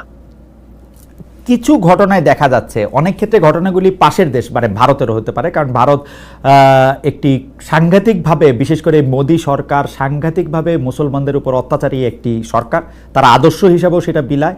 তো সেইটার একটা আফটারমেথ, একটা ইফেক্ট হিসাবে বা কী হিসাবে আমি জানি না, আমরা সংখ্যালঘু সম্প্রদায়ের উপর নানা ধরনের হামলা, অত্যাচার এবং হুমকি ধামকি এগুলি দেয়ার দেখি। এইসব ঘটনা আপনারা কীভাবে দেখেন? অনেকের কাছে এই ব্যাপারটি সামনে চলে আসে যে সংখ্যালঘুরা আসলে খুব বেশি নিরাপদ না। কেউ কেউ উদাহরণ হিসাবে এই যে ইসকনের বহিষ্কৃত নেতা এবং সনাতনী জাগরণ জোটের মুখপাত্র চিন্ময় কৃষ্ণ ব্রহ্মচারীর গ্রেপ্তার, জামিন একবার হওয়া না হওয়া, এগুলি নিয়েও প্রশ্ন তোলেন। এইসব ব্যাপারগুলি নিয়ে আসলে আপনাদের মতামত কি? দেখেন, আমাদের দেশের হিন্দু সম্প্রদায় বা সংখ্যালঘুরা, শুধু হিন্দু সম্প্রদায় না, বৌদ্ধ হোক বা চাকমা হোক, যারাই হোক না কেন, আমাদের দেশের সংখ্যালঘুরা যে নিরাপদে আছে, গোটা দুনিয়ার মধ্যে, ভারতের মধ্যে সংখ্যালঘুরা এত নিরাপদে আছে বলে, হিন্দুরা এত নিরাপদে আছে বলে আমার জানা নেই। বরং সেখানে দলিত বিভিন্ন গোত্র নিয়ে যে অবস্থা চলতেছে, দেখেন হিন্দুদের মধ্যে তো জাত বেদের কোনো অভাব নেই, এদিকে আমি ব্যাখ্যায় যাব না। এমনকি এক হিন্দুর ঘরে আর একজন ঢুকলে উষ্টা লাগে, এক হিন্দু আর এক হিন্দুর ঘরে ঢুকলে, এক হিন্দু সম্প্রদায় আর এক হিন্দু সম্প্রদায়ের কিন্তু আমি মনে করি আমাদের বাংলাদেশের হিন্দু সম্প্রদায় বা অন্যান্য সংখ্যালঘুরা সবচেয়ে বড় নিরাপদে আছে। আমাদের দেশের হিন্দু বা অন্য সম্প্রদায় সংখ্যালঘুদের নির্যাতনটা অনেকটা শ্রেষ্ঠ, অনেকটা এই যে ভাঙ্গা, এর মধ্যে অনেক সময় দেখা যায় যে হিন্দু সম্প্রদায় আছে। এর জন্য আমি প্রস্তাব দিয়েছিলাম আগের থেকেই যে প্রত্যেকটা পূজা মণ্ডপে সিসি ক্যামেরা ফিটিং করা উচিত। যেখানে সিসি ক্যামেরা থাকবে না সেই পূজা মণ্ডপের অনুমতি দেওয়া হবে না, কিন্তু সেটা বাস্তবায়ন এখন পর্যন্ত হয়নি। এটা হয়নি। দেখেন, 5ই আগস্টের পরে সবচেয়ে বেশি মন্দির পাহারা দিয়েছিলাম আমরা। আমরা জানি যে ভারত এদেরকে ব্যবহার করবে, এর জন্য আমরা আগে থেকে প্ল্যানটা করেছিলাম। তাদেরকে আমরা সতর্ক করেছি, বলেছি, আমরা তাদেরকে মানে সাহায্য সহযোগিতার জন্য হাত বাড়িয়ে দিয়েছিলাম, তাদেরকে আমরা পাহারাদারি। এখন আপনারা তাই করে যাচ্ছেন, তাই তো? আমরা এখনই করি। আমরা এটা, আমি কিছু কষ্ট বলতে চাই যে এদেশে মুসলমানরা ইসলাম পালন করে দেখেই হিন্দু সম্প্রদায় বা সংখ্যালঘুরা নিরাপদে আছে না। কিন্তু কিন্তু কিন্তু আমরা দেখতে পাচ্ছি যে যারা আসলে মানে সংখ্যালঘুদের, সংখ্যালঘু সংখ্যাগুরু এরকম ভাবে আমরা না বলি, এভাবে বলি, কেউ ভিন্ন মত অবলম্বন করতে আসলে, বিশেষ করে এটা যদি ধর্মীয় ভিন্ন মত হয়, এমনকি আপনি হিন্দু, খ্রিস্টান, বৌদ্ধ এদের কথা আপনি বাদ দেন, ধরেন আহমদিয়া সম্প্রদায়, তারা একটা মতবাদ নিয়ে আসে, কিন্তু আমরা সবসময়ই দেখি যে তারা একটা সাংঘাতিক রকমের বাধা বা একটা অপারেশনের শিকার হয়। এইটাকে কিভাবে দেখেন? মানে তারা আমি তাদেরকে বিশ্বাস না করতে পারি তাদের সাথে, কিন্তু তাদেরকে কি প্রতিহত করতে হবে আমাদের? মানে ব্যাপারটা কি এরকম? আপনারা কয় ভাই? আপনারা কয় ভাই? 3 ভাই। 3 ভাই। আচ্ছা, 3 ভাই যদি এখন ই করি সমালোচনা, বাবা আমার বাপ কি বাপ না, তখন আপনি কি করবেন? আপনার বাপ, 3 ভাই যদি বাবা নিয়ে প্রশ্ন তুলে যে আমার বাপ কি বাপ না, তখন কি করবেন? সেটা একটু প্রশ্ন আমার এগুলিতে, মানে আমি দেখেন, হ্যাঁ, মূল প্রশ্নটা হলো এখানে আমরা 7 ভাই 1 বোন, এখানে বাবা মা নিয়ে কোনো প্রশ্ন তুলে না। এইটা বিশ্বাস করব কি করব না, এই আদর্শ মানবো কি মানবো না, এটা বোকা। এটাকে নিজের, এটা ব্যক্তি অভিব্যক্তি, ব্যক্তি স্বাধীনতা বলে না। এখন আপনার 3 ভাই আমরা 7 ভাই যদি বাবাকে নিয়ে আলোচনা শুরু করি, সে আমার বাবা কি বাবা না, এর নাম হলে স্বাধীনতা না, এটা হলো ভ্রষ্টতা। ইসলামের বাহিরে আমাদের হিন্দু নিয়ে এখন আজ পর্যন্ত আমরা কোন ইখতিলাফ করছি? হিন্দুরা ব্রাহ্মণ মানে কেন, ঠাকুর মানে কেন, দেবী মানে কেন, তারা দেবী পূজা করে কেন? দেখেন তো আজ পর্যন্ত মুসলমানদের বক্তব্য আছে কিনা? খ্রিস্টানরা রবিবার কেন পূজা করে, কেন শুনি এরকম, কিন্তু আপনারা যারা আলেম আছেন তারা বলেন না কখনো, এটা আমি দেখছি। শুনি একটা হলো তাদের ঠাকুর বাহিনী আলোচনা করা, কিন্তু তারা কেন করে এটা নিয়ে আমাদের বক্তব্য থাকে না। আমি ঈদের দিনের ওয়াজেও শুনছি, বাংলাদেশের একজন সবচেয়ে বিখ্যাত বক্তাদের একজন বলছেন হিন্দু ধর্ম হচ্ছে খাচ্চর পূজা করার একটা ধর্ম, হিন্দু ধর্ম হচ্ছে কি জানি সবচেয়ে অপছন্দের ধর্ম। বলতে পারে তাদের ধর্ম কি পূজা করে, সাপ পূজা করে, খাচ্চর পূজা করে, কচ্ছপ এটা বলতে পূজা পারে, করে, এটা বলতে পারে, তাই না? এটা তারা করে, বলতে পারেন আপনি যে তাদের ধর্মটা কি। তারা না না, পূজা করে। আচ্ছা আমি এই আলোচনায় না যাই, এই আলোচনায় না যাই, কারণ যার আরেকটা ধর্ম থেকে আমি শেষ করতে দিই, একটু শেষ করতে দেই। জি, হিন্দুরা হিন্দুদের ধর্ম পালন করবে, খ্রিস্টানরা খ্রিস্টান ধর্ম পালন করবে, মুসলমানরা মুসলমান ধর্ম। কিন্তু কোন খ্রিস্টান যদি বলে আমি খ্রিস্টানরাই মুসলমান ধর্ম পালন করি, এখানে আমাদের ইখতিলাফ আছে, আমাদের মতৈক্য আছে। এটা কি দলিল দিয়ে আপনাদের মতবাদ আছে যে কেউ যদি মনে করেন আপনার মতের মধ্যে না হয়, আপনি একটা উদাহরণ দেই খালিদ ভাই। জি, যেমন আহমদিয়া সম্প্রদায়ের মূল ইখতিলাফটা কি? তারা নিজেদের মুসলমান দাবি করে, আল্লাহ ওয়া তাআলার রাসূলের ঈমান আনা বিশ্বাস করে এবং তার আওসাফ সিফাত সহকারে। রাইট। খালিদ ভাই ধরে নেন আপনি খালিদ একজন শখস ব্যক্তি, কিন্তু আপনার গুণ কি? আপনি একজন সাংবাদিক। একজন ডিসি, আব্দুল একজন ডিসি, সে একজন ব্যক্তি। ডিসি তার কি গুণ? আমি আব্দুল্লাহকে মানলাম, যদি তার গুণ না মানি সে কাজ করতে পারবে? আমি বললাম আব্দুল্লাহকে মানলাম কিন্তু তার গুণ মানলাম না, সে কাজ করবে কিভাবে? আপনাকে মানলাম খালিদ ভাই, কিন্তু আপনাকে সাংবাদিক মানলাম না, আপনি কাজ করবেন কিভাবে?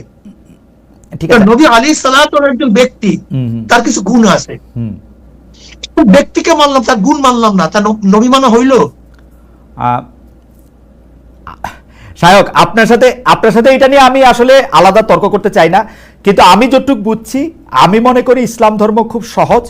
ইসলাম ধর্মের মধ্যে থেকে আমি যদি আল্লাহকে মানি, আমি যদি তার প্রেরিত নবীকে সর্বশ্রেষ্ঠ রাসূল বলে, প্রেরিত পুরুষ বলে মানি, আমি ইসলাম ধর্মে বিশ্বাস করি, এই শাহাদাত, কলেমা শাহাদাত যদি আমি পড়ি, অন্য কেউ, আপনি ভালো বলতে পারবেন অন্য আরেকটা মানুষ আমি অমুসলিম কিনা এটা বলতে পারে কিনা আমি জানি না।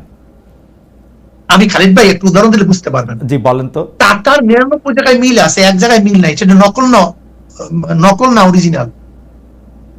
একটা টাকা 1000 টাকা, আচ্ছা হ্যাঁ হ্যাঁ হ্যাঁ, 99 জায়গায় মিল আছে, এক জায়গায় মিল নেই, সেটা নকল না অরিজিনাল? না না, সেটা তো অবশ্যই নকল, কিন্তু ঠিক ইসলামের একটা গন্ডি আছে, কিন্তু ইসলামের তো দুইটা জিনিস, আল্লাহকে মানা, তার রসুলকে মানা, মানলে সাক্ষ্য দিলে তারপর গুলি তো আমল, আপনি এইটা করবেন, এটার জন্য আপনার এইটা আপনার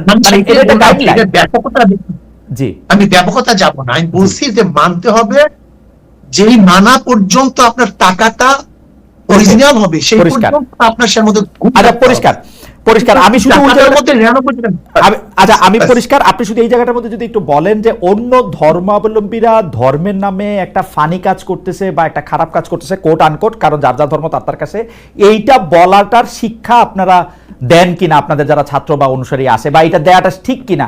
কারণ আমি কেন এটা বলি, আমি কিন্তু কখনো পোপরে শুনি না বলে যে মুসলমানরা এই কাজটা করে, এটা ঠিক কিরকম জানি ফানি। আমি একটা হিন্দু যে একটা খুব বড় মানুষ আছে, সে একটা বলতে শুনি না যে মুসলমানরা এই কাজটা করে, এটা খুব ফানি। আমাদের হুজুররা বা আমাদের আলেমরা এই কথা কেন বলেন? অনেক সময় যদি কেউ কম্প্রোমাইজ করতে চায়, মুয়াজিন করতে চায়, যেমন ধরেন আপনার কোটটা ভালো না মন্দ, তখন আরেকটা কোটের সাথে তুলনা দিতে হয়।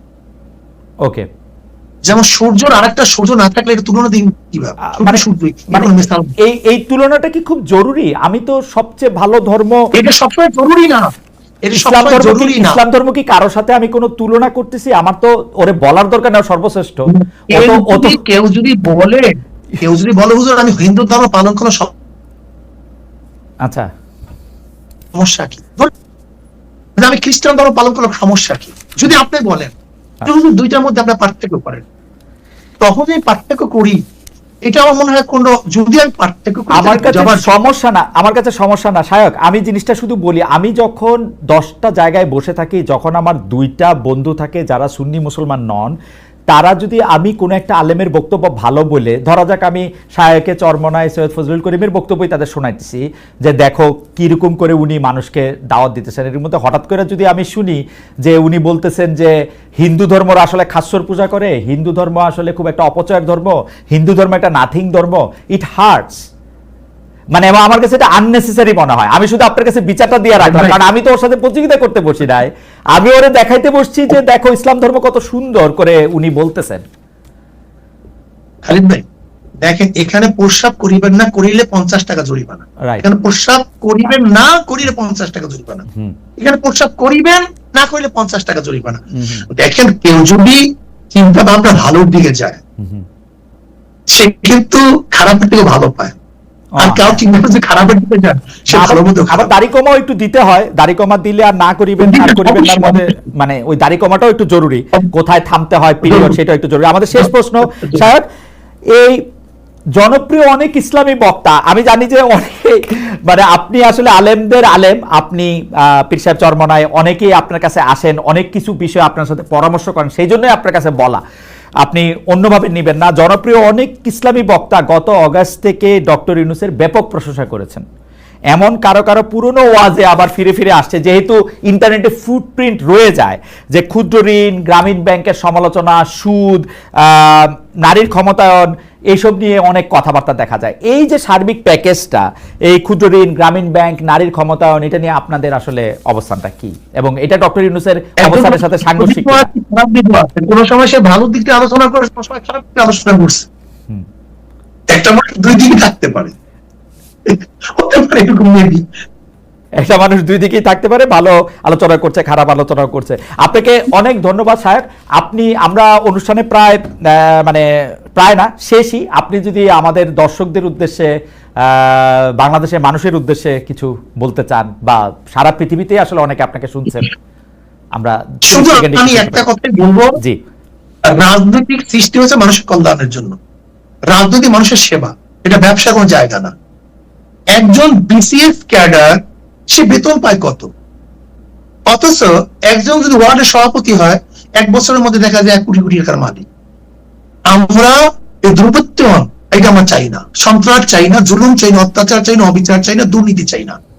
আমরা চাই রাজনীতি মানুষের সেবার জন্য হবে, কল্যাণের জন্য হবে, মানুষের মুক্তির জন্য, মানুষের অধিকারকে প্রতিষ্ঠা করার জন্য হবে, যেখানে চাঁদাবাজ থাকবে না, দুর্নীতিবাজ থাকবে না, খুনি থাকবে না, রক্ষক হবে না রক্ষক। আমরা চাই মানুষের অধিকারকে ফিরিয়ে দেওয়ার জন্য। 28 লক্ষ কোটি টাকা দূরের কথা, 1 টাকা বিদেশ পাচার হবে না।